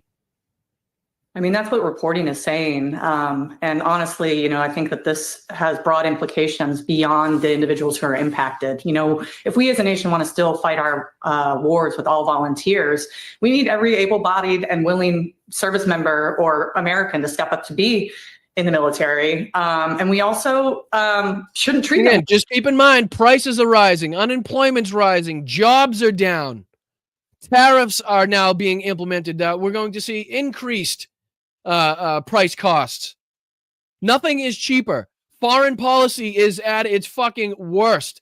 Allies are fucking thinking of how they cannot be allies anymore with the United States, how they can disassociate themselves, how they can detach themselves from this administration, which is why we see fucking NATO and the European Union stepping up the way they are militarily because of the fucking inaction, the fucking inability of Donald Trump to step up as a leader. Fucking nuts. It really is. Like this, when they are so willing to do what so many other Americans aren't. So it's a very, very sad day, hearing this news this week. And my heart goes out to these service members. These are people who served for 15 years, 18 years. They made a career. Again, I just want to press that home to you guys. These are people that have been in the military for fucking 18 years. 15, 16, 17, 18 years. We're not talking about, new recruits that were fucking recruited last week and fucking now that they were found out to have been trans, they've been kicked out, right? Which would be a problem in and of itself. These are people that have fucking served, that have put in the blood, sweat, and tears that are required to get into the positions that they have reached, to uphold and defend democracy, to uphold and defend the Constitution of the United States from all enemies, foreign and domestic. They put their families on the back burner. They put their fucking best years of their lives, both mentally and physically, into the military. And now only to come out and say that their fucking benefits are going to be stripped. They're not going to receive any fucking help whatsoever from the place that they gave their fucking entire lives to. Like, if this doesn't piss you off, I don't know. Check your fucking pulse. Check your fucking pulse. Defending their country. And now the rules have changed. What options might they have? Well, I think the sad thing is not only are they not getting retirement, but transition is hard even if you are retiring. You have a lot of purpose and meaning when you serve in the military. You're a member of a team. And so these individuals are going to be pushed out of the military and left to navigate civilian society without the support of at least a retirement check. They will have some veteran benefits still, but it is, we're putting them in a really precarious position, and we should honestly have real concerns for these service members' mental health as they transition out. Amen, and absolutely, and something that we absolutely need to keep our eye on, a story that we need to keep track of, because this is absolutely something that is preposterous. It's atrocious.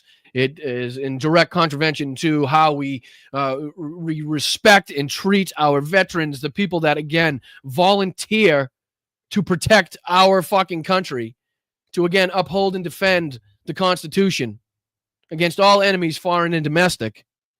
And this is how they're fucking treated. Meanwhile, Ghislaine Maxwell, a convicted sex predator and pedophile, gets special treatment.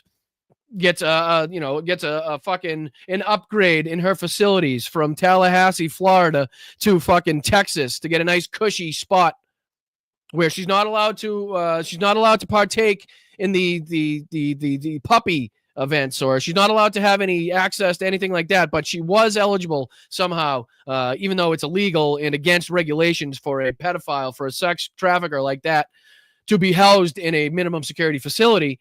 Somehow they found the waiver. This administration made it happen as they're stripping benefits from people that served in this military, defending our country for sometimes up to 20 fucking years. Okay? Unreal. Unfucking real. All right, so let's get into what I think is... Well, all right, let's just get into the story. I don't know what to call it. It's going to be wild. Hopefully the volume is okay. If not, I might have to look it up on the old YouTubes. But this is the former Israeli official talking about how Israel has blackmail information on Donald Trump and is actually using that over Donald Trump's head as it pertains to Gaza and letting Benjamin Netanyahu do his thing. Right. So I'm not sure how much of this we're going to get through. I just want to play the first, sorry, got a hair or something. First couple minutes at least. I'll see if I can speed it up just a touch. We'll go 1.25, see how that treats us. And let's get on with this, because if this gives us any insight as to why Donald Trump is doing the things that he's doing and allowing Netanyahu to go on with this genocide, ethnic cleansing, and forced starvation of an entire population, I'm willing to hear it out. So let's see. I believe that the American government is sort of trapped by the Israelis. Jeffrey Epstein is one of their tools to trap them. And what do you think of Dershowitz's denial? Hold on a second. I want to give you an example. Bill Clinton, President Bill Clinton, Ehud Barak met Arafat in the 90s, and there was no deal. The reason was Epstein. They were being blackmailed by Epstein. Ehud Barak was also a friend of Epstein, the prime minister of Israel at the time, but he was being blackmailed. Now, guys, we all have heard the connections and the allegations of Jeffrey Epstein working for Mossad. The conspiracy theories of Mossad using Epstein to get dirt on United States politicians in order to in order to guarantee support for Israel. Otherwise, they would use this blackmail information against these politicians. We've seen the rise in AIPAC. We've seen the rise in the Israeli lobby. So, I mean, putting 2 and 2 together, it seems like it comes out to 4. Obviously, we don't have direct evidence yet. Hopefully, we will have more evidence as the Jeffrey Epstein files are released and we find out more and more about what actually took place. But again, plausible, very plausible here. By the Israeli right wing as well. And they stopped an agreement with Arafat. They were about to reach an agreement there for a 2-state solution, but that was stopped because of Epstein. They were both being blackmailed by Epstein. And so Jeffrey Epstein, in a way, presumably being used as a tool by the Israelis, helped to change the course of history in this region I'm speaking to you from. Of course, they changed a thing, and they trapped a number of U.S. presidents. Thank you, Mark. Great idea, buddy. Great idea. Mark putting in the phone number to the National Sexual Assault Hotline, confidential 24-hour support. You can do it online or call the number there.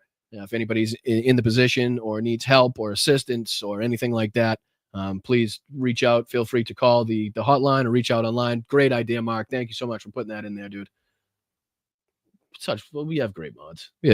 Thank you, bud. By using Jeffrey Epstein. And it wasn't only about sex, it was also the money issue. Where was the money coming from? But everything is stuck over Gaza. And I believe the Israelis have the American government captive. I mean, that's a big statement. We can talk about, Israeli, like PACs, not PACs, but Israeli lobbying behind the scenes, the money that's been put into politicians and funded to politicians. But to go outright as a former Israeli official and say that Israel literally has fucking the United States government on its thumb, right? Under its thumb is a fucking big statement to make, right? What happens with Epstein, or what happened in the past with Epstein. Rupert Murdoch, newspaper, Wall Street Journal, put out that card or something, a birthday card Trump sent to Epstein. Where do you think they got it from? And I don't think Trump wants to continue this war or the genocide. I think it's the Israelis holding him back. Given how much maverick power he has to create peace in South North Korea, in Palestine, in all these different places, one might ask, why do they need Jeffrey Epstein? Why can't they just assassinate Donald Trump? I know there's a lot of speculation. There has been that John F. Kennedy was assassinated with Israeli intelligence help.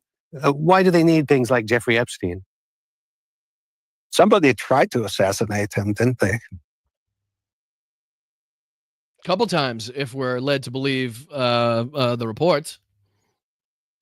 Right? Before the election. It doesn't always work. I'm not sure what's going to happen because, people look at these pictures of starving children all over the world, and there's a lot of pressure on these politicians to say enough, to tell them enough is enough. I'm not sure how far this will go. And I think the Israelis are committing harakiri on themselves. Wow. Harakiri on themselves. Now, harakiri is the, act of ritual suicide performed by the Japanese, made famous or probably most famous in World War II.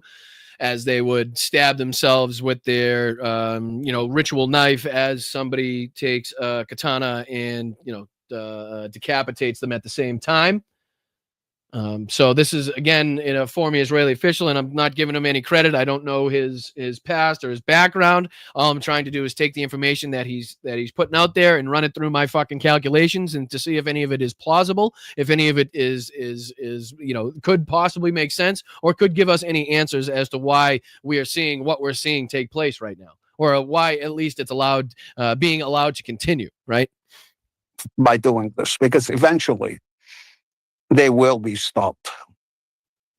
Now that is where. So he's saying by fucking what Israel is doing right now, perpetrating what they're doing and committing genocide and fucking ethnic cleansing and the starvation, they're literally on the international stage committing harakiri. So they might think they're winning now, but really what they're doing is actively committing suicide as it relates to the international community's view or thought on Israel, right? And we've seen lately, international outrage continue to grow as what was it? I think it was this one.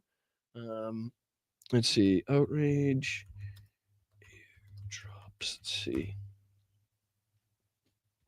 Yeah, so just little things like this. So humanitarian airdrops into Gaza restart after outrage. The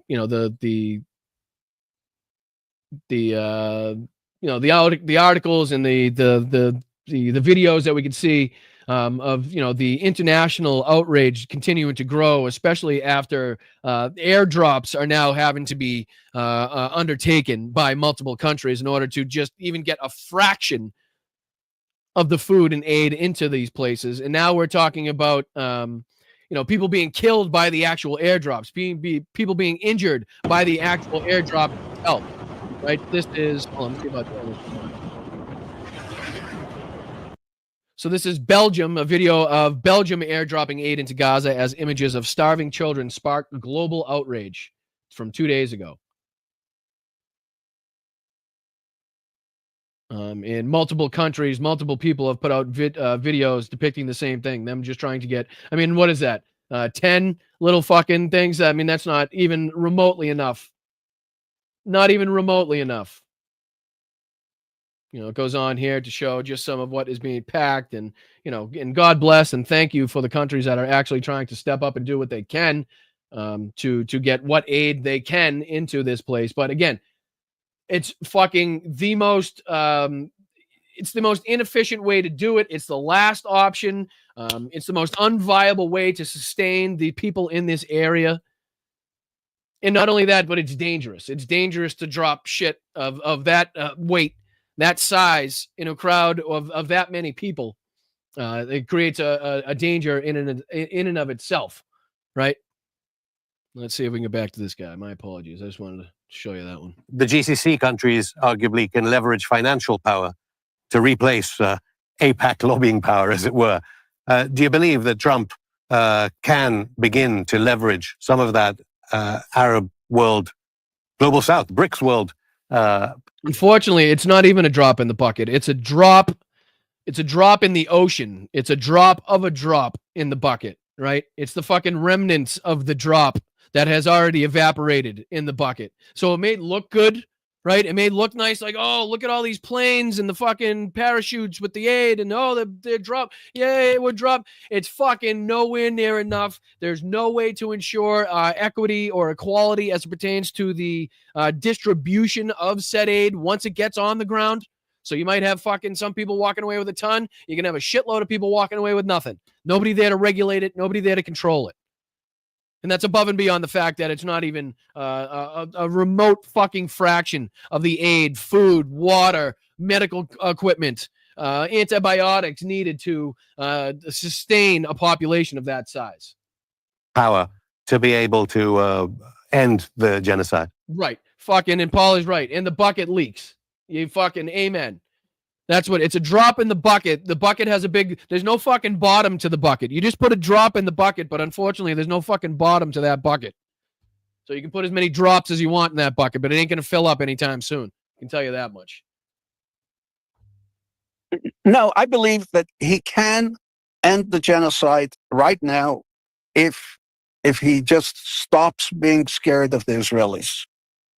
Stops being scared of the Israelis. Now he's talking about Mr. Alpha fucking male, Mr. fucking big tough guy, Mr. strong MAGA leader, powering and wimping and being a little fucking puseta when it comes to Israel. And again, we're just trying to figure out why. What do they have on him? What is it? What is it that Israel has over Donald Trump that is continuing as Donald Trump talks about peace, as Donald Trump, well, he wants to be the fucking Nobel Peace Prize winner and the president of peace and peace this and save lives and yada, yada, yada. Why is he allowing the ongoing starvation? Why is he allowing the ongoing genocide and fucking ethnic cleansing of the Palestinian people to go on if that's really what he wants? There's got to be some reason for it. What are they going to say about him? How many girls did he abuse? How many billions of dollars he took? Let them say whatever. Let's go, Mike. Biden surgery day tomorrow. I'm assuming that means your surgery tomorrow. Or is Joe Biden having a surgery? If it's your surgery you're talking about, we wish you the fucking best of luck, dude. Absolutely sending the best vibes possible. Not Biden big. Not Biden big. Not Biden big. I'm not sure. Well, good luck to both of you. Whichever one of you has a medical procedure tomorrow, I am wishing the best of luck to, and we're there with you. Big surgery day tomorrow. All right, buddy. Well, again, we'll be thinking about you. The chat is with you. We'll be sending healing vibes your way, says LM Blossom. Again, some good vibes going your way, buddy. I appreciate you. Thank you so much for spending your time here and you know, being with the chat, being in the chat and contributing to the show. I really appreciate it, dude. So absolutely good vibes your way. All right, let's continue. We got about 15 minutes left. Let's see. What else did I want to get into? I wanted to watch at least a little bit of that fucking iHip video too. I never have enough time.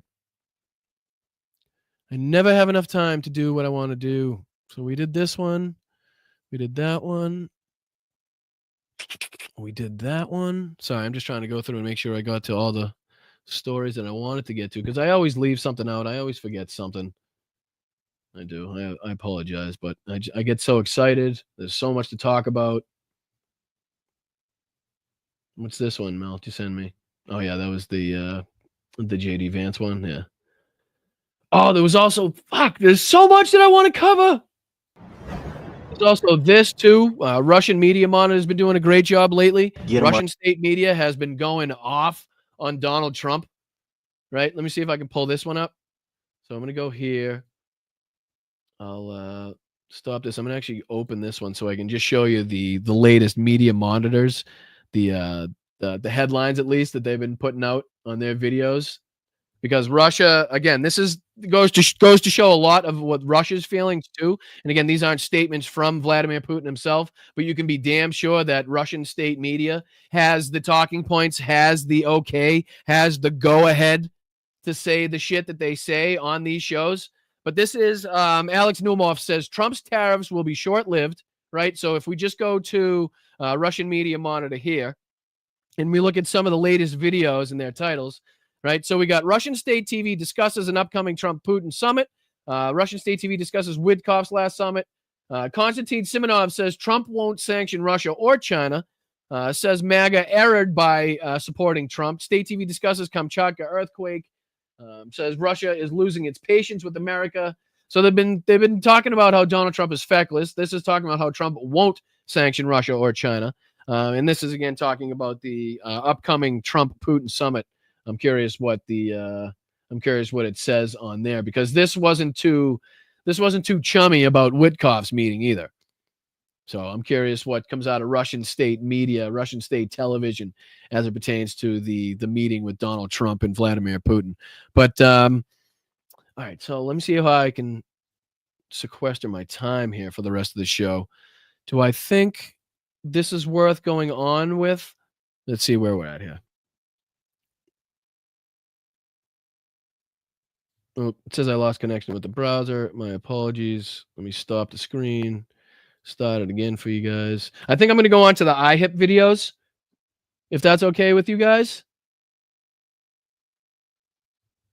Because because I know you guys are big fans of them, and I'm increasingly becoming one myself. That was, again, something, if you want to go and watch, that was let's see here, that was on Truth Justice on Twitter, and it was Going Underground. If you want to check out that full interview with the former Israeli official there, talking about how Israel has Epstein blackmail evidence over Donald Trump's head, which is why Donald Trump has been weak and feckless and unable to stop Bibi Netanyahu. So, yeah, everybody's saying IHIP. All right, we'll get into the IHIP. We'll finish out with the IHIP, ladies, and then anything we don't get to today, we'll save for tomorrow's. No, not tomorrow. We'll save for Tuesday's show. Hopefully nothing crazy happens between then and now. I know Yvonne sent me a couple Scott Jennings clips. Alyosha sent me some more of Trump's poll numbers, along with some memes. He sent me the Russian conflict numbers. Tiff sent me something as well. So we got a lot to get into on Tuesday. I'm already over right now. All righty. Well, sorry. Well, the producer has just informed me that I am roughly 20 minutes over on my time. For some reason, I keep forgetting what time the fucking show ends. I get so into these. All right, so why don't we do this? We'll stick a pick in it, right? Stick a fork in it. We'll stick a little bookmark in this, and we'll pick up with the IHIP ladies on Tuesday. How about that? Because there's no way I got enough time. I'm way over now. For some reason, I thought I was going till 12:30. That's my fault. I get all the show times mixed up now. I got so many. So why don't we get into thanking people for your kind and generous contributions to the channel, your Venmos, your PayPals, your super chats, your super thanks, your super stickers, because we're gonna go get some lunch, right? You're gonna make sure we can get some lunch. So thank you so much, guys. I appreciate it. Sorry that I ran out of time on that one, but we will get to the IHIP ladies tomorrow on Tuesday's podcast, because they have a few good clips that have come out recently that we should take a look at. So let's just go over and thank everybody here very quickly. God, my nose is so itchy. I'm sorry. Time out. That's a timeout. Oh, my nose is so itchy. All right. Sorry. Good Lord. I had to give it a good one. All right. Thank you, Slacks, for kicking this off, my man. I appreciate you for always being here, always contributing, always lending a helping hand to this show and sending your kind support. Ask and you shall receive. Thank you. I mean, best producer on YouTube right there. Who else gets tissues thrown at them? Oh, man. And she says, you're lucky I didn't just get the box. Yeah, I kind of figured that's how it was going to come, just the box flying in. Thank you, Jerry, so much for being here for 15 months. Thank you, Luis, for the $20 super chat. Thank you so much for that, dude. To keep the gremlins away. Hal show was full of them yesterday, and what a trooper he is for getting on with the show, dealing with that. Luckily, I don't think we had many gremlins today to deal with. Any gremlins that we were forced to deal with were mine and mine alone. Roxanne, thank you so much. Love to you and the Lobster crew. Let's fucking go. Been here for 3 months. I appreciate you, Roxanne. Thank you so much. Hey, good God. Dying. Thank you, Sheldon. I appreciate you, my brother. As always, I really, really do. Thank you so much, Josh. Look at this mother guy. What's up, Brian? I appreciate you, Josh. Thank you so much. Obscenity Sam. Just imagine if Obama had a merch shop in the White House. Yeah, right. Exactly. I mean, if you need anything to highlight the hypocrisies, right, the blatant fucking hypocrisies of the Republican Party and Donald Trump, just go ahead and take one fucking thought about if Obama or Joe Biden had its own merch site, its own merch section at the White House. Just for 1 second, put that through your fucking the sound system and see what reverberates on the other side of that one.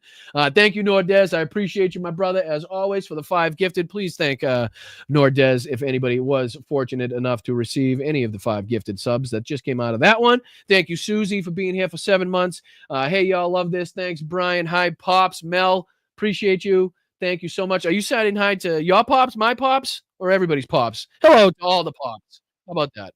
It'll be the Boston Pops, we'll call it. But I appreciate that, Susie. Look at the fucking angry ginger. Let's fucking go. And I'm sorry for the way I say ginger, but that's just how it comes out. I know it's the angry ginger.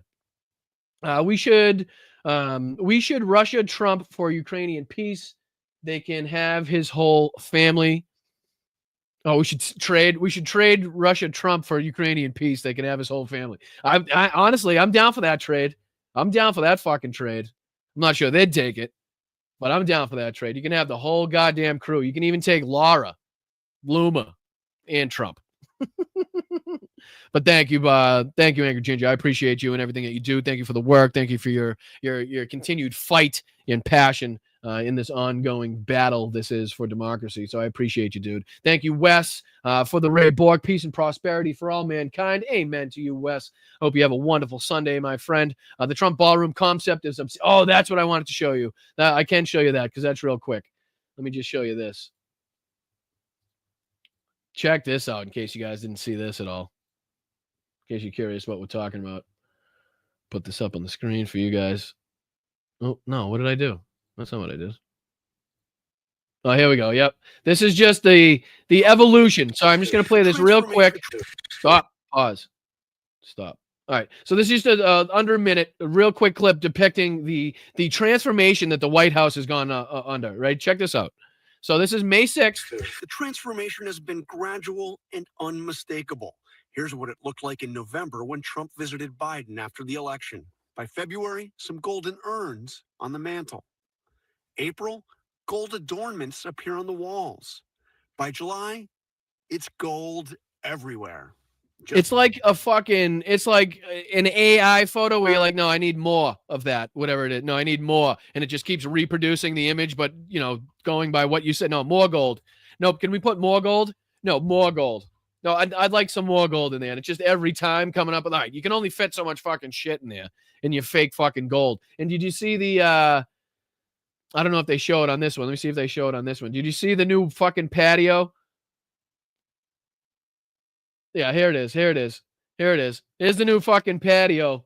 In case you didn't know what a Panera Bread looked like at a fucking strip mall at a college area.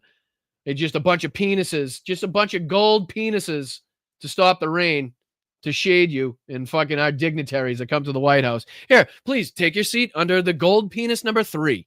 It's the gold penis with the 4 on it. Fucking Jesus Christ. It literally looks like Liberace fucking had a shit, right? Sent it to Temu, said fucking wrap it in gold, and then send it back to the White House so we can put it up on the walls. Like, what is happening here? All right. So I know that was just an aside. My apologies. But thank you, Wes. Thank you, Sally, so much. The Trump ballroom concept is obscene. It would be like annexing the Metropolitan Museum of Art onto the White House. As a New Yorker, he's probably peeved that he never got invited to the Met Gala. That's probably a good fucking point. Now he's trying to create his own. And again, at the time where the wealth gap, the inequalities we see in our society, the housing crisis, the price of goods on the rise, our fucking $30-something trillion debt that is being added to by Donald Trump's new budget. All of that happening, but we're going to spend $200 million on a ballroom. We're going to fucking, appoint everything in the White House in fucking, what we want to call gold, but is actually just fake fucking, I don't know what the hell you want to call it, but it ain't, you can almost guarantee it ain't real gold. But it's just disgusting. It's literally the fucking Gilded Age rewritten. Like, it is the 2025 Gilded Age in our faces. Like, while you suffer and you starve and you die and you have to work 7 jobs to feed your family and you can't pay your rent or your mortgage, we're going to fucking keep adorning these gold fucking things all over the White House. We're going to build an extravagant ballroom for hundreds of millions of dollars. Like, it's fucking right in your face, too. So thank you, Sally. Thank you, Kathleen. Hello, right back to you. Thank you for keeping this real and accurate. I try to do my best. I really do. I promise I do. Thank you, Mr. Farce, for the 666. I'm doing my part. Happy Sunday, everybody. Happy Sunday right back to you, Mr. Farce. I appreciate you and everything that you're doing and continue to do. The Guardian 1M and counting, June 2022. June 22nd, Stoneflower Dragon. Oh, the Guardian, 1 million and counting. Gotcha. Talking about the Russian losses. I got you, Stoneflower Dragon. I'm picking up what you're putting down. Ricky, thank you so much for the 5 gifted memberships. You guys are fantastic with your gifted memberships. Brian has opinions. You didn't know that? You didn't know that? I thought you knew that. I thought you knew that. I thought that was pretty evident and clear from the blunt politics title. Thank you, Mel. I love you. Thank you for the tissues as well. I appreciate you. Thank you, Slacks. One more time. One more again. I thank you very much. Jason, thank you. There will be no bottlenecks as it pertains to hopefully the weapon shipments going into Ukraine. Thank you so much for the $20 contributions. That's huge, Jace. I really appreciate that, buddy. And hopefully from here on out, there will be no bottlenecks and Ukraine can get everything out of this deal that they deserve. And if we don't get something out of this deal, or if a deal is not met, that they continue to receive any and all defensive and offensive weaponry that they need in order to sustain their existence against the Russian horde. So thank you, Jay. I appreciate you, brother. Thank you, Libby, for the $10 super sticker. Thank you, Lady Jaka, or is it Lady J, a.k.a. 22? I appreciate you for becoming a new member. And say hello to your gorgeous little pup for me. What a little cutie. Look at them big floppy ears. Look at them big floppy ears. God, man, dogs are the best. Dogs are the best. Thank you, Lady J. I appreciate that very much, and I apologize if I'm getting that name wrong. Thank you, Ricky. I am twice divorced, so that's a big no. Oh, this was, yes, if you were subservient to your husband, subservient to your partner, which is, again, is a weird thing to hear anybody say, even if the roles were reversed. I would find it to be weird. Why are you subservient to any? You're supposed to live as a partnership, as a unit. Thank you, Nordez, so much. And thank you, Ricky, again. Sorry about that. Hopefully you are much happier now without the presence of an asshole man in your life. I appreciate it, though. Thank you so much, Nordez. Again, thank you, Jenny Faye, for softening the blow from the sick chuckle fucks and numbskull shit shows. Thanks, Brian, by the way. No good man would want a weak woman. Amen to that. Absolutely. Only a weak man wants a weak woman. Not that there's any weak women that exist out there, but only ones that weak men perceive to be weak, right? So thank you so much, Jenny Faye. Thank you, Bicycle Mike. Good luck tomorrow, my dude. Like I said, good vibes, positive vibes, healing thoughts, good energy being sent your way from not only me, but everybody else in the chat as well. So thank you. From Rosanna. Thank you.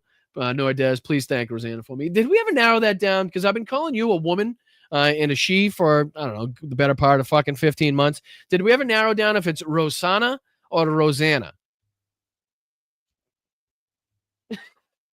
I can hear Mel in the other room.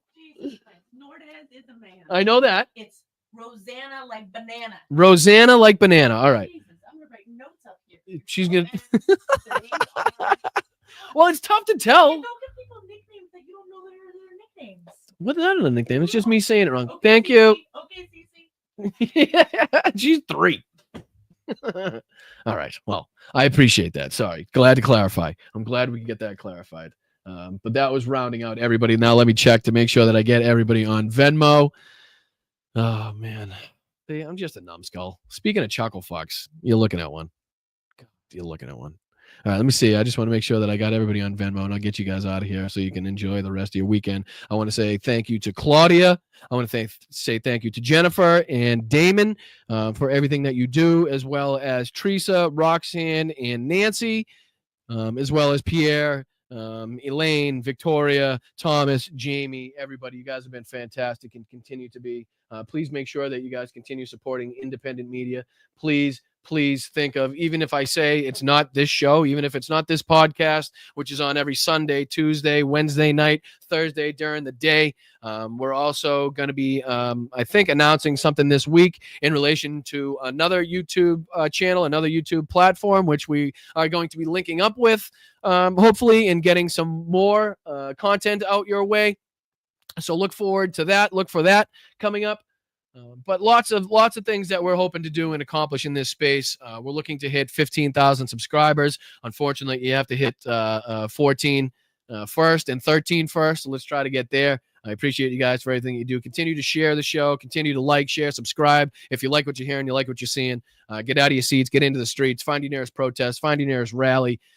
Get out there, stay loud, stay proud, stay aggressive. We have the winning policies. We have the facts on our side, but keep your head on a swivel. Make sure you're staying safe out there because you never know who's out there trying to cause some trouble. But yeah, until next time, I'll see you Tuesday. That is going to be 2 p.m. Eastern, 11 a.m. Pacific for the next episode of Blunt Politics. Until then, I'm Boston Brian. I appreciate you for being here. Keep kicking ass, keep fighting, and we're going to take this motherfucker down because this is going to be the golden time for us lefties, us progressives here, because never in the history of politics has more side had more ammunition against their political opponents than we do now against Donald Trump and the MAGA Republicans. So I appreciate you. God bless you. Fuck ICE, free Palestine, Slava Ukraini, and all the rest of the good stuff. I appreciate you. Thanks, guys. Have a good rest of your weekend. Appreciate you. See you Tuesday.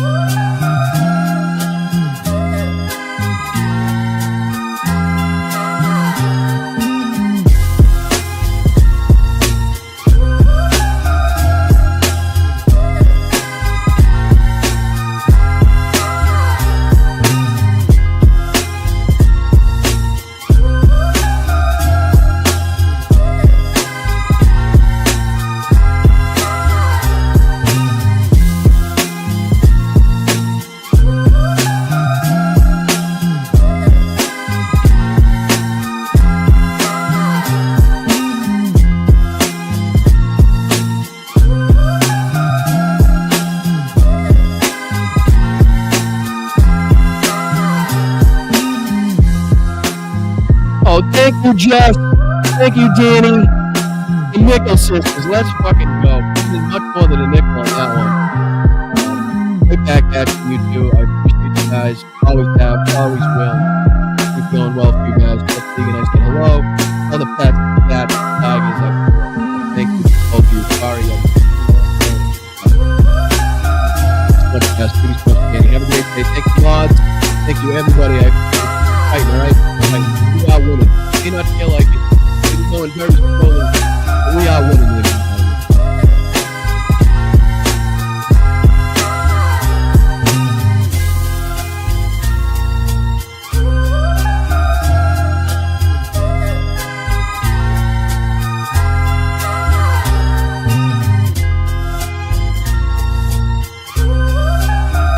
What uranium is, right?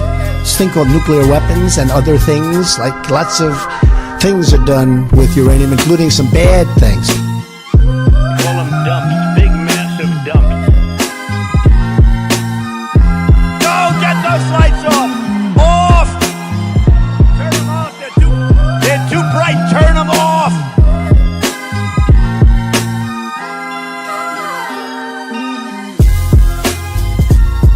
All I smell is your bullshit. Man, I ain't falling for no banana in my tailpipe.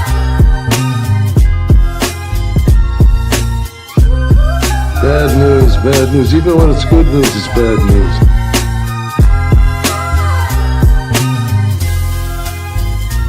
Brian, you're drunk. You're drunk.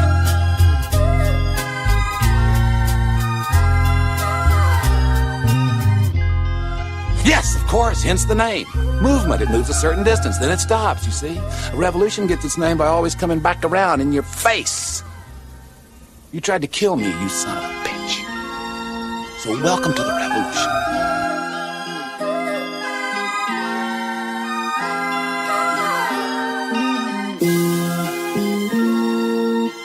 My superpower's being honest. I will eat my neighbors.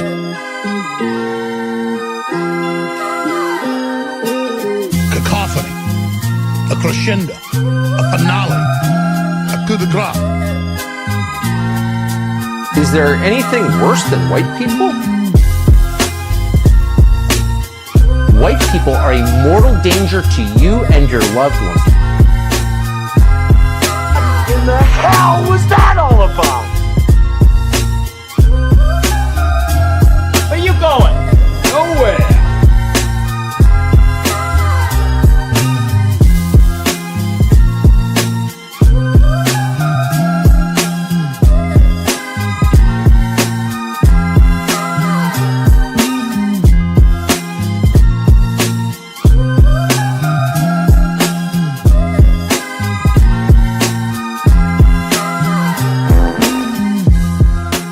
He says rectum damn near killed him.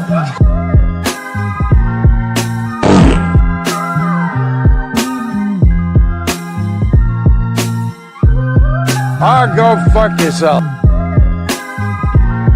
I'm standing up here bashing the living shit out of Nazis. Builds the wall the way he built Trump Towers, he'll be using illegal immigrant labor to do it. We're a nation that just recently heard that Saudi Arabia and Russia will repeat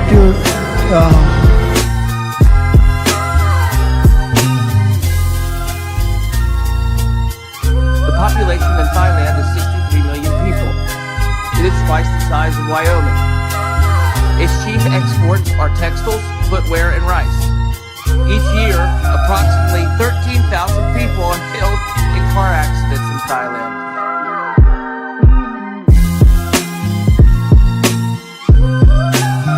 Venezuela. Did you just see Maduro? Venezuela. Unbelievable. No words. I have the best words. But there's no better word than stupid. They're just getting acclimated. You know what that means? Acclimated.